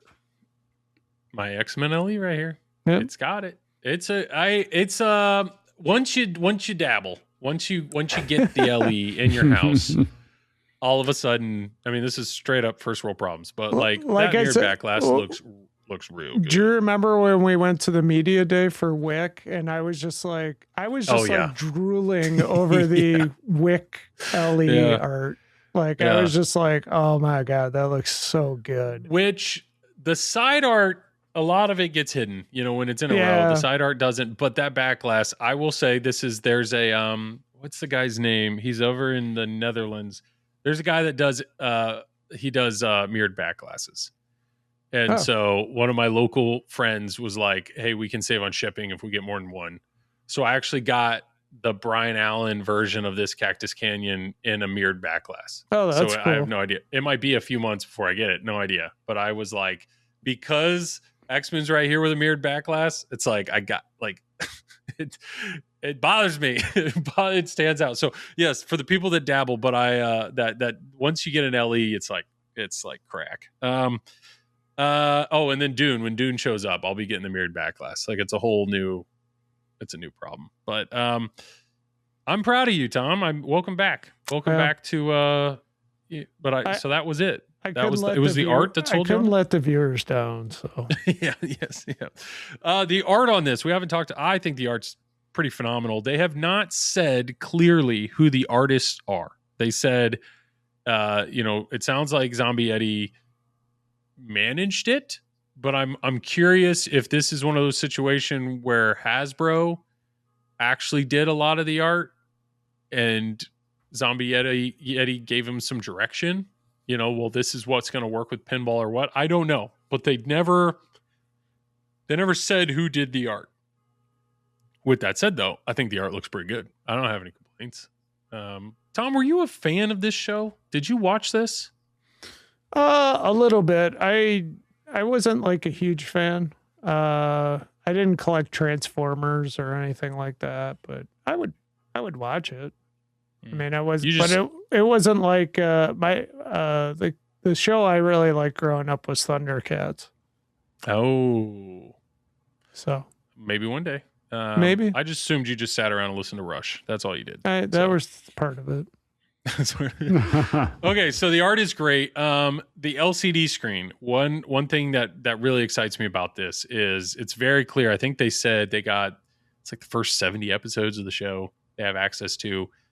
They also, when the clips are playing, the sounds are also playing. Like they got the sound clips, so none of this weird.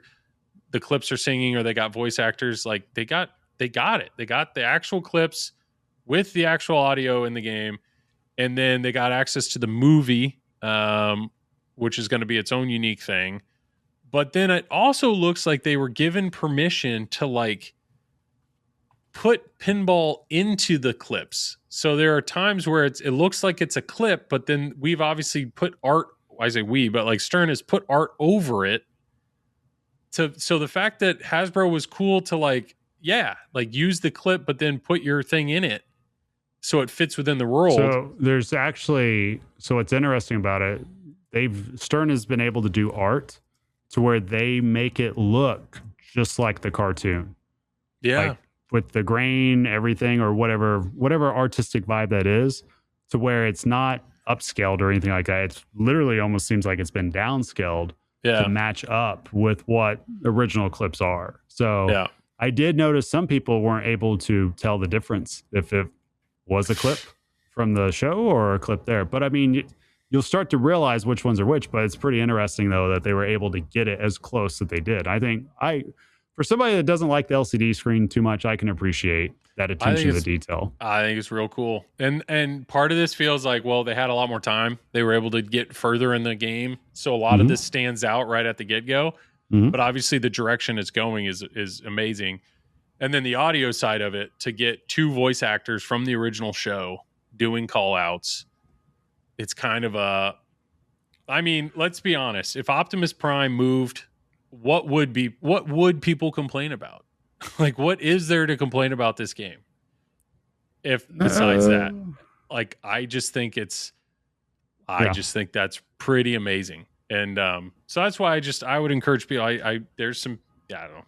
There's some people that have already discredited this game because of Optimus, and I think that's a shame because there's a lot. I bet here you half of them, once they play it, will change their minds. Will change their mind. Yeah. Mm-hmm. Yeah. Kind of like Jaws. Yeah. Well, I'm telling you this. I don't know how much this game will break out, but I think once people start playing it on location, you're going to see the tune change like very, very quickly, I think. And now, of course, there's going to be some holdovers that they're just simply never going to play it because they don't see a thing fold up and look like a pickup truck or a diesel truck or whatever. But, you know, it is what it is. I just think people that are getting past their first impression and they're ready to have their second impression once they get a hands-on impression with it, then cool. I think we're going to see a lot of people change their tune just based off that alone. Yeah.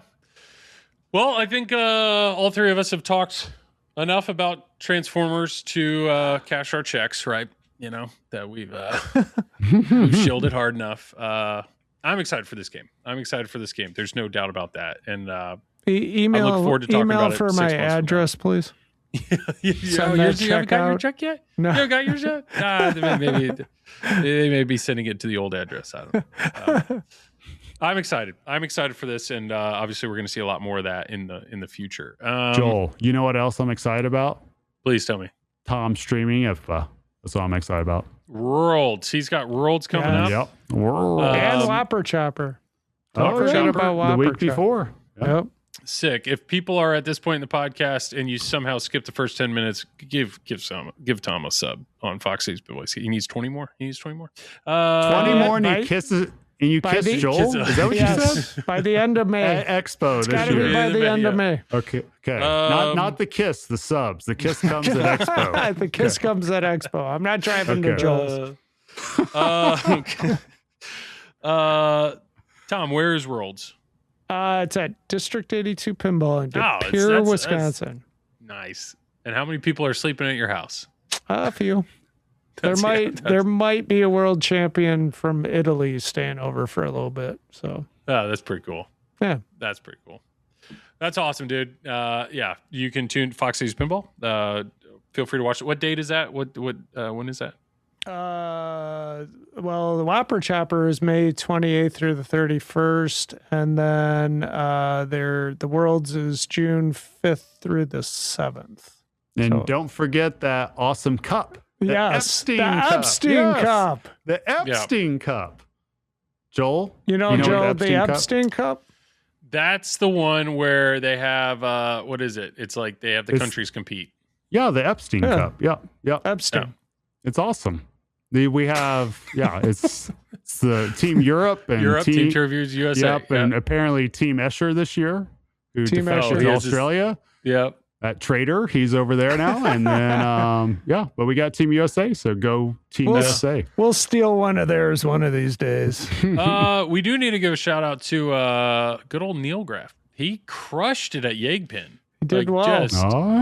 Crushed it at Yegpin. So that's got to be a proud Papa moment. Oh, yeah. See him up there. For sure. So you have like fully accepted at this point that he's better. I knew that like 3 years ago. Okay, just them reflexes, man. I still try though. That's awesome. Please never give up. Never give up. Yeah. What else do we have? Winchester new code. Have you touched it at all, Tom? Are you still loving that game? Yeah. The new code's good. It's great. And there's a lot more. We'll stream it one of these days. Promise. Sick. On Fox News Pinball on Twitch. Batman 66. So what else do I have to say about that? I don't understand it, but the right ramp on that game, like the ball always makes it up. Like it, I just even if I just at least on this game for whatever the pitch is of that ramp, every time I think I might have not have hit that clean enough or there's enough power to make that ball, it always makes it up. Like it's very nice. And it's the fans in the game that push the ball up. That's right. Yeah. I'm really enjoying that game. The carousel is very cool. And it just, what continues to amaze me with that game is it was the first Spike game. It's like, how did they started so strong? I know right out the gate that game was awful. It took a long time to get where it is now. But Dude, I just feel like Lyman really set the bar. It was kind of crazy when Batman 66 came out. There was people that were happy, but then people that just absolutely shit on the game too, because they had it. I think wasn't it, Tom, for the Super LEs to where people had to send in a video or something like that about it, right? I remember they had it at Expo, but it was like you could only look at it. Yeah, you couldn't touch it. Yeah. Couldn't touch it. You could just stare at it. I remember that. Was it 80 units? I think that's what I'm reading. I'm trying to there remember. was 80 Super LEs. There was right. 200 something LEs. Like there really weren't. Because part of I'm becoming a snob, but I want that mirrored back glass. Come to find out, there was no mirrored back glass for any of the models. None of the models in Batman 66 have mirrored back glass. I remember they had the black powder coating with like the sparkle, and then they and I pretty think cool it's foil. topper. The Very topper cool. looked cool, kind of cool. The Batmobile topper was exclusive to the Super LE or the LEs, so there's not many of those out there, and they made a lot of the premiums. There's plenty of those, but I will tell you, this is the first time in my pinball collecting career that I've been hesitant to buy a game because of fear that they're gonna make a newer game. They're gonna make a newer model. This game's been out a long time, and with Stern making anniversary editions of certain games, there's that little bit of me that's like, if they brought that game into Spike 3, you had expression lights, you had the bigger screen, just take the game, put the game in, you don't have to adjust anything. Put the game in, just take the playfield and give me big screen, give me expression lights, don't touch the code. Like, I'm happy. That's fine. Now, we have one problem though. Uh-oh. Who's going to do the art? Because Christopher Franchi doesn't work with Stern anymore. So just leave it the same. Do the same art. Can they? Can they do that? I have no idea. I don't know how contracts work. Zero idea. I would love for them to use the same. Like, just that art. That's an amazing game, but there is that bit of me that, like, the last thing I want to do is buy that, and then 6 months later, Stern announces, "Hey, guess what?" So just to be clear, are you saying you don't want to buy it because you think they'll redo the art? You think the art's going to be better? Is that what you're saying? There's a chance they would redo the game, as in they would, like, if I don't want to pay over premium price for that. Franchi would be all over you if that's what you're about to say. No. I thought that's what you were saying at first. No. Okay. What I'm saying, I would be like the guy that bought Metallica, and then 6 months later, Metallica remake comes out. Gotcha. So it's just more about the LCD and possibly. Yeah. Well, you said you don't want the rules touched. Are you afraid of updated rules?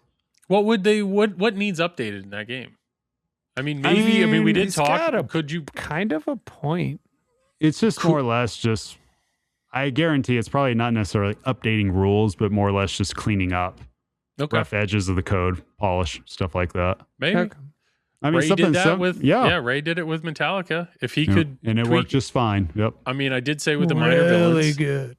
You know, with the minor villains, maybe could you balance those? So, I mean, are you saying we know. don't need Ray? Maybe that's what you're saying. I don't need. Joel, I don't ever need. Didn't he say Ray. that like a couple podcasts ago? He did. I thought he was taking shots at Franchi. It turns out he was taking shots at Ray this whole time. Dude, I will continue to take. I mean, I give credit when credit's due.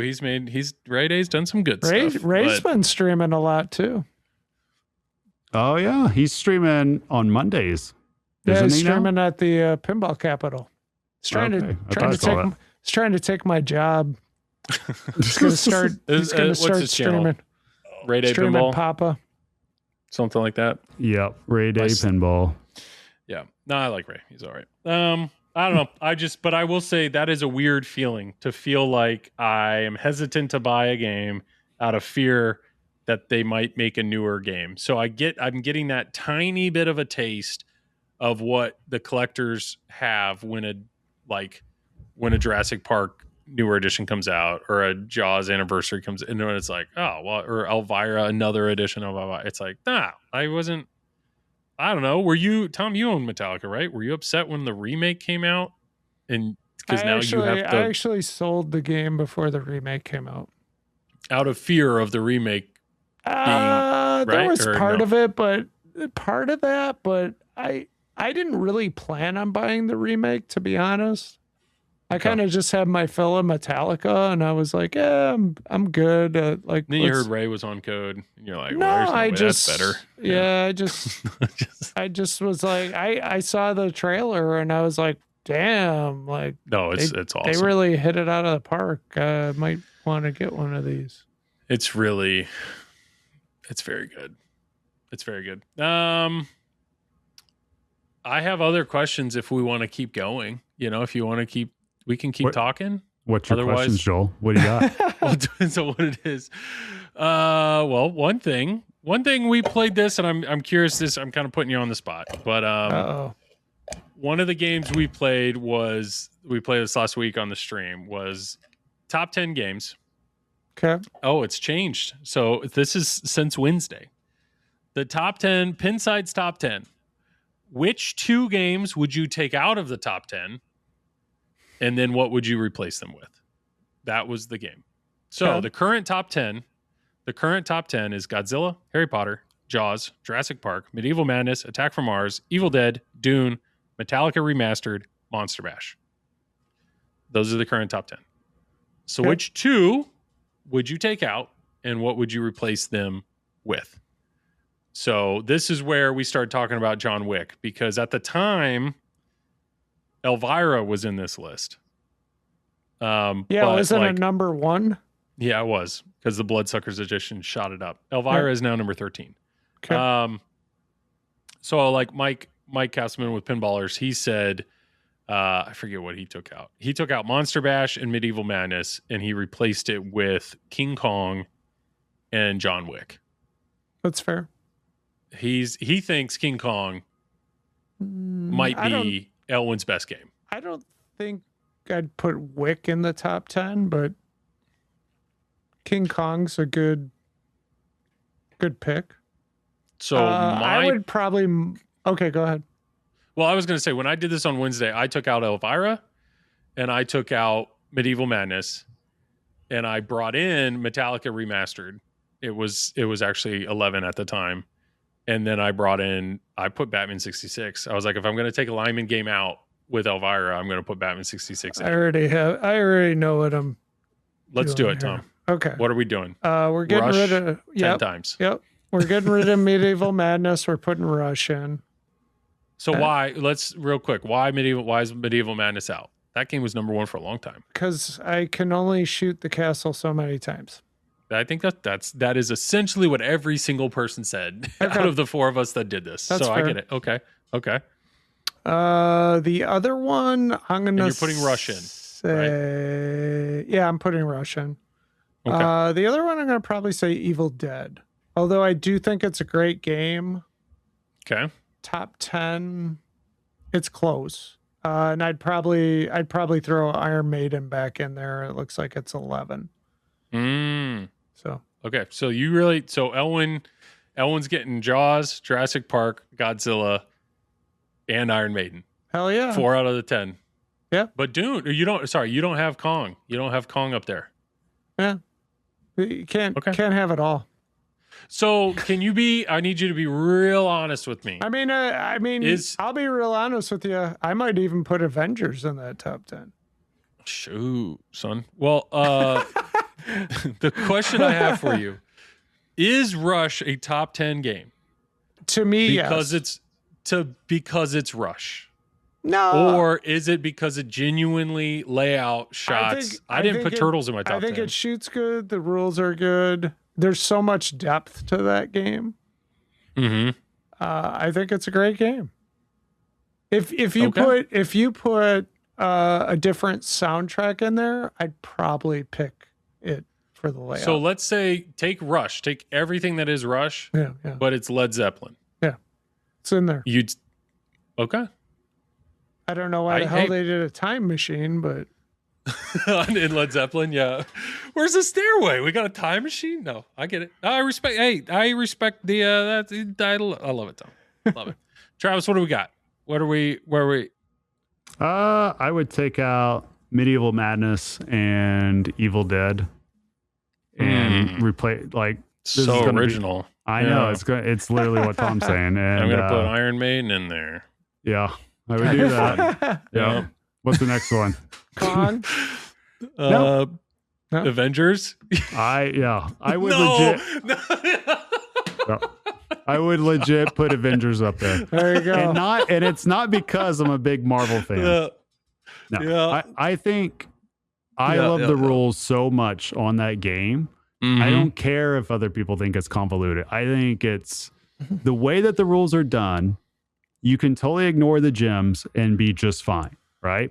Or you can choose to do something with the gems and place it, and it changes the whole complexity of your game. How you want it, and it ultimately depends on if you're wanting to play a drop target heavy game, because if you place a gem on there, it makes those do something different. And that gives you a bunch of side features that you could do. So it's it's so in depth that you can choose multiple ways to attack it. And that's what I love about that game, that rule set. Plus, I think the layout's just fun to shoot too. So that could have been My Little Pony, and I would have probably put it into the top 10 just because of those two reasons right there. I mean, honestly, there's so many good games just in the top 50. Yeah. Yeah. Well, I mean, Avengers is all the way down at 33. That shows you it's not like it's close to the top 10. That's a ways down there. I was trying to think of it because it's I know this isn't the right way to think of it, but I was trying to be fair, which is okay, well, in the top 10 is Stern's best game somewhere in here. And I was arguably, I think Stern's best game is probably either Godzilla or Jaws. So I was and that's my opinion. I was yep, they're in there. Okay. Sure. So is JJP's best game in here? Well, personally, I think JJP's best games are either Harry Potter or Elton John. And Harry Potter's right there at number 2. So I do think Evil Dead is awfully close though. After playing it enough times it shows, I think it's super close. Yeah, I'm not discrediting the game. Right. You're just giving me the option you need to remove 2 of these. Well, it's hard too because ultimately too, if we remove those games, we're basically asking ourselves now, is Evil Dead better than Monster Bash? Obviously people think so in the aggregate because it's true. You think so? More. You removed it. You removed it over Monster Bash. Right. I do. I think Monster Bash is one of the most fun games there is just because the theme's goofy. I think the layout is just a lot of fun to shoot. I think it's fun when you hit a ramp and it just barely goes and then it gains the speed. You're will it go? Will it not? And it actually comes to you. I love Monster Bash. So that's what I'm going through that. I'm is CGC's best game in there? It's campy. Well, I think CGC's best game. I mean, I'm a fan of Cactus Canyon. That's why I own it. But I do think Attack from Mars is amazing. And I do think Monster Bash is amazing. So I'm okay, I think it's good. I think those deserve to be there, but not all 3. Medieval Madness, I think, is below. I would personally own Attack from Mars and Monster Bash before I'd own Medieval Madness. Honestly, I would own an Evil Dead if they weren't $15,000 right now. Sure. It's a great game. It's just, it's so tough to judge it though, too, because we're going to have so much recency bias or whatever that's called it's who's going to put a Solid State in their top 10 over something, it's awfully hard. But I will say, this is my favorite game over a lot of games. This is in my top 5. Is what he's pointing to. Yeah, exactly. Yeah. Top 5 of all time, and we're talking a late 70s solid state game. So when we were discussing it's hard to weigh it against everything. I said, is Barrels of Fun's best game in there? And without thinking, I was just Dune's in there. And then somebody's wait, realistically though, shouldn't Winchester be in this list? And then it was one of those Winchester isn't even. There isn't 50 reviews. Winchester isn't in the list at all. And that's one of those people limited run and all that. Yeah. It's just, that is such, and that's when I'm is Winchester better than Dune? It might be. That's a really good game. And I would hope that once there's enough reviews, it's going to be up here in the top 25. It may or may not. So I don't know. It was an interesting experience. Hey, write in the YouTube comments or email us Triple Train or write on Facebook. Let us know. Let us know which two you take out. Which I two mean, you put can in. say Travis and I are high. It's fine. Well, no, I just don't think Travis is original. He just copied you, and then yeah. You let No, him it's go good. first. Travis, one game I was that going to did- say, here, Travis and I think very similar. Here, Which is fair. I'll pull a game up that should be a lot higher. Mm. Let's Is it an see. EM? I was Let's look in the bottom 100. Let's see. I was going to Something- say that I do think Pulp Fiction could possibly be up there. Like, I'm a big fan. Do you own Pulp Fiction, Tom? I used to. I don't anymore.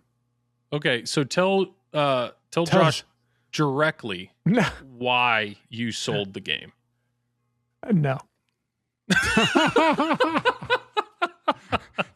That shitty ass code. Yeah, that's what he's going to say. No LCD. You didn't know what to do. No custom It's call true. outs. All right. Didn't know what to do. All right, I'm going to tell you guys the game that is criminally underrated. Okay, please tell Right? me. Okay, Tom, tell me if you agree or not. Okay. Let's see if you can guess it. It's Ultraman. No, It's from just kidding. 2005. Okay. 2005. So that would be last 2005. year. That's way before. No. Is it like Congo I don't know. I need a or list. something? I don't know. It's I'm trying to The think of games. Sopranos. Oh, you've talked about that a Yeah. lot. You've talked about how that game I don't think that needs- game's like spectacular. I think it's fantastic.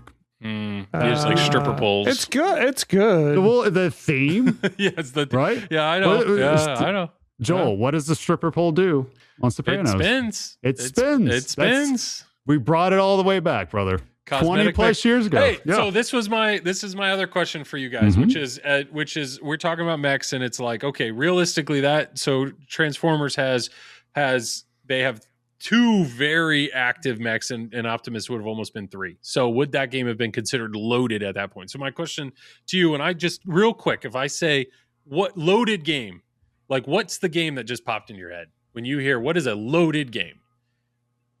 What game popped into your head? Like, that game's loaded with mechs. And I was trying to think about that. And there's two that always pop into my head. Okay. But do you want me to go first? No, Or I'm not so even Travis thinking can about copy? it. I'm like, how the hell is Radical 170th? All right, we got to say it at the same time then, so I don't copy you. Elvis is 180. Okay, so let's say just Elvis you can go. be fun. You go first, Travis. What's your loaded game? The most loaded game? Just what was the quick? What I think of? Boom. Oh, yeah, what gosh. popped in your head? That is like, because that's if you're saying Godzilla is now the North Star. I mean, What's another game that's that I you mean, feel it's- that well, that's set the the problem. bar? That I is feel like we've already established that. Like, So for me, it'd Godzilla be was your Godzilla. Yeah, just Okay. because I think of it from the theme standpoint too, brought Mhm, mhm. together. I mean, if we think of just something that's just impressive in what it can do, I mean, then to me, it's Medieval Madness with the castle, even though it gets tiresome doing it over and over again because it does so I much would- different stuff. Yeah, And it's I so would, I was prominent on the not- playfield. The two games that popped in my head, one of them was Toten. And people are going to, of course, you're shilling because that's the next game. But Toten gets compared to a lot because of the genie, because of the spinning ramp, because of the crazy whimsical ramps with multiple diverters. Interesting plunge on the right. You got the cages that are your ball saves on the out lanes. Like, pretty loaded. It's a pretty loaded game.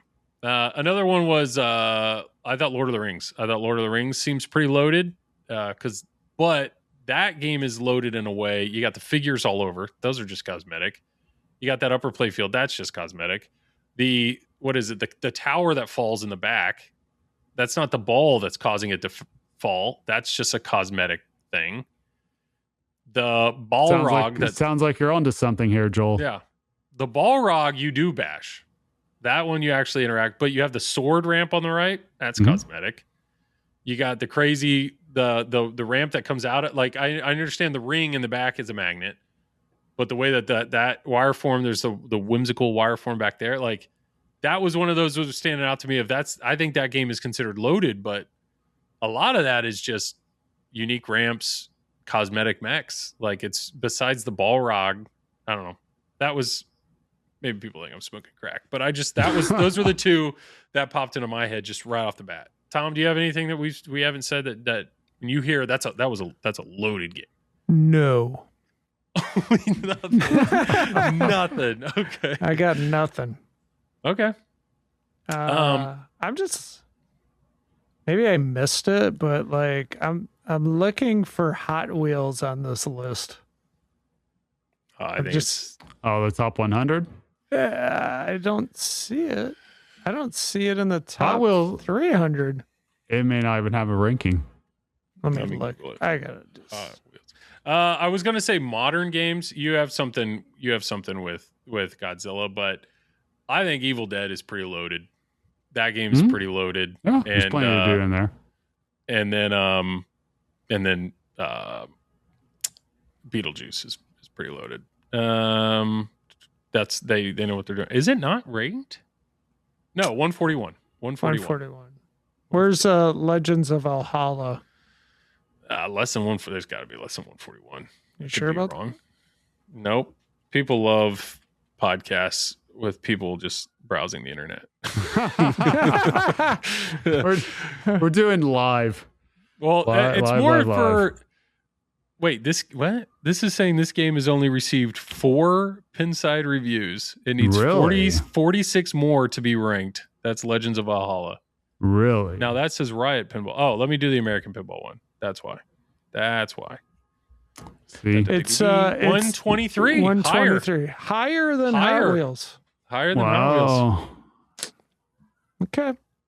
That's Do interesting. you guys think so?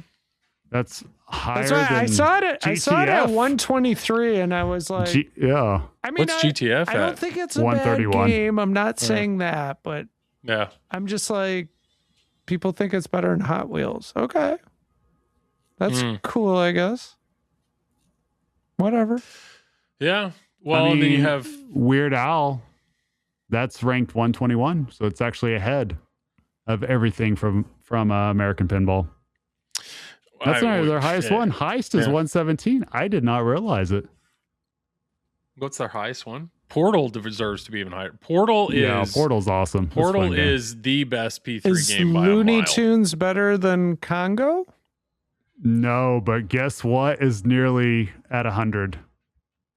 Halloween. Yeah, I saw that. 104. 104. If it 104. only had more scoops, you know? Joel, Could have been that higher. that game is ranked higher than the Beatles Gold Edition. That is absurd. Beatles is incredible. Beatles is really a fun game. There's and now another that we friend lost group all that, our viewers.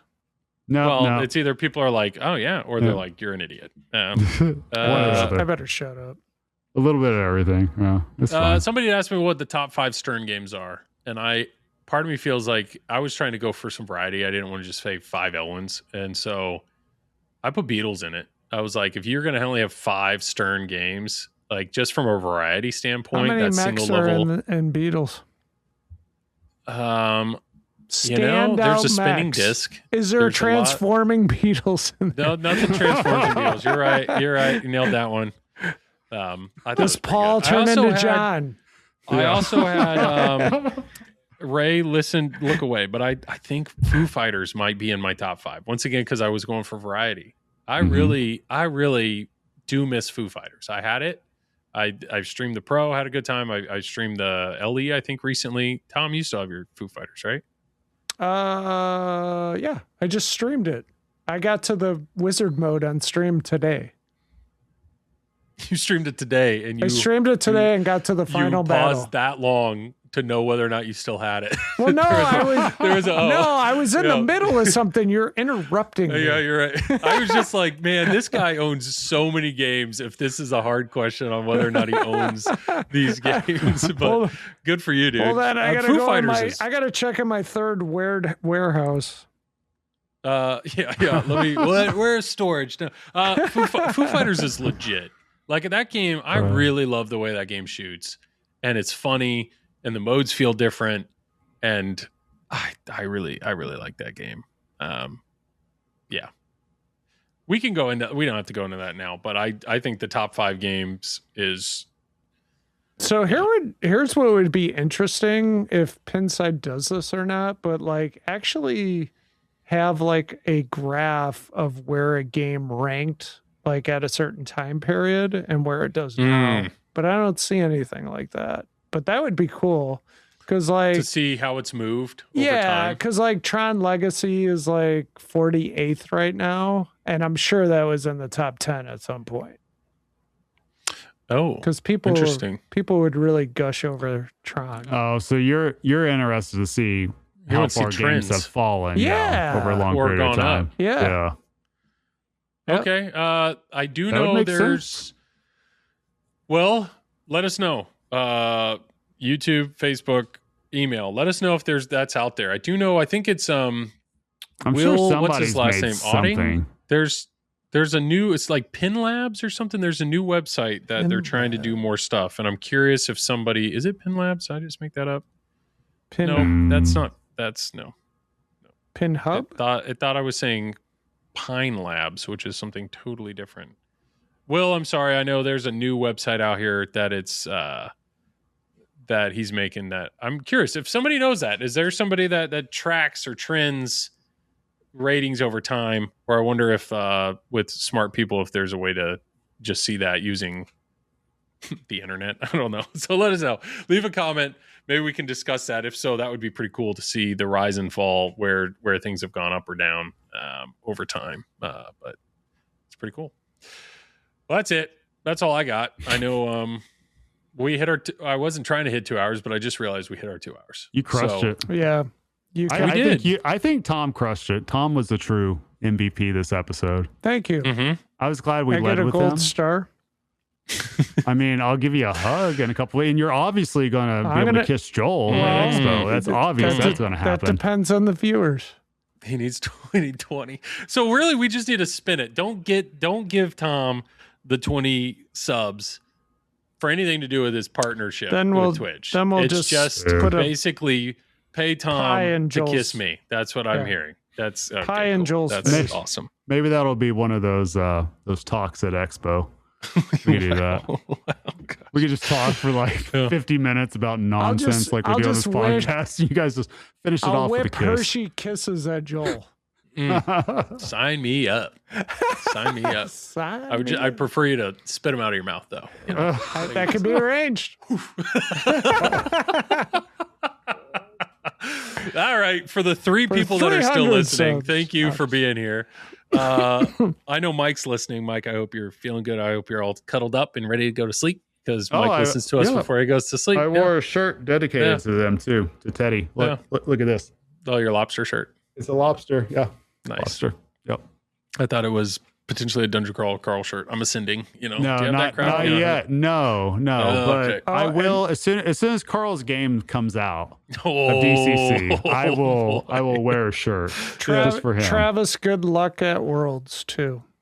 Oh, thank you. Yes. I totally forgot. I am doing that. Joel didn't Sick.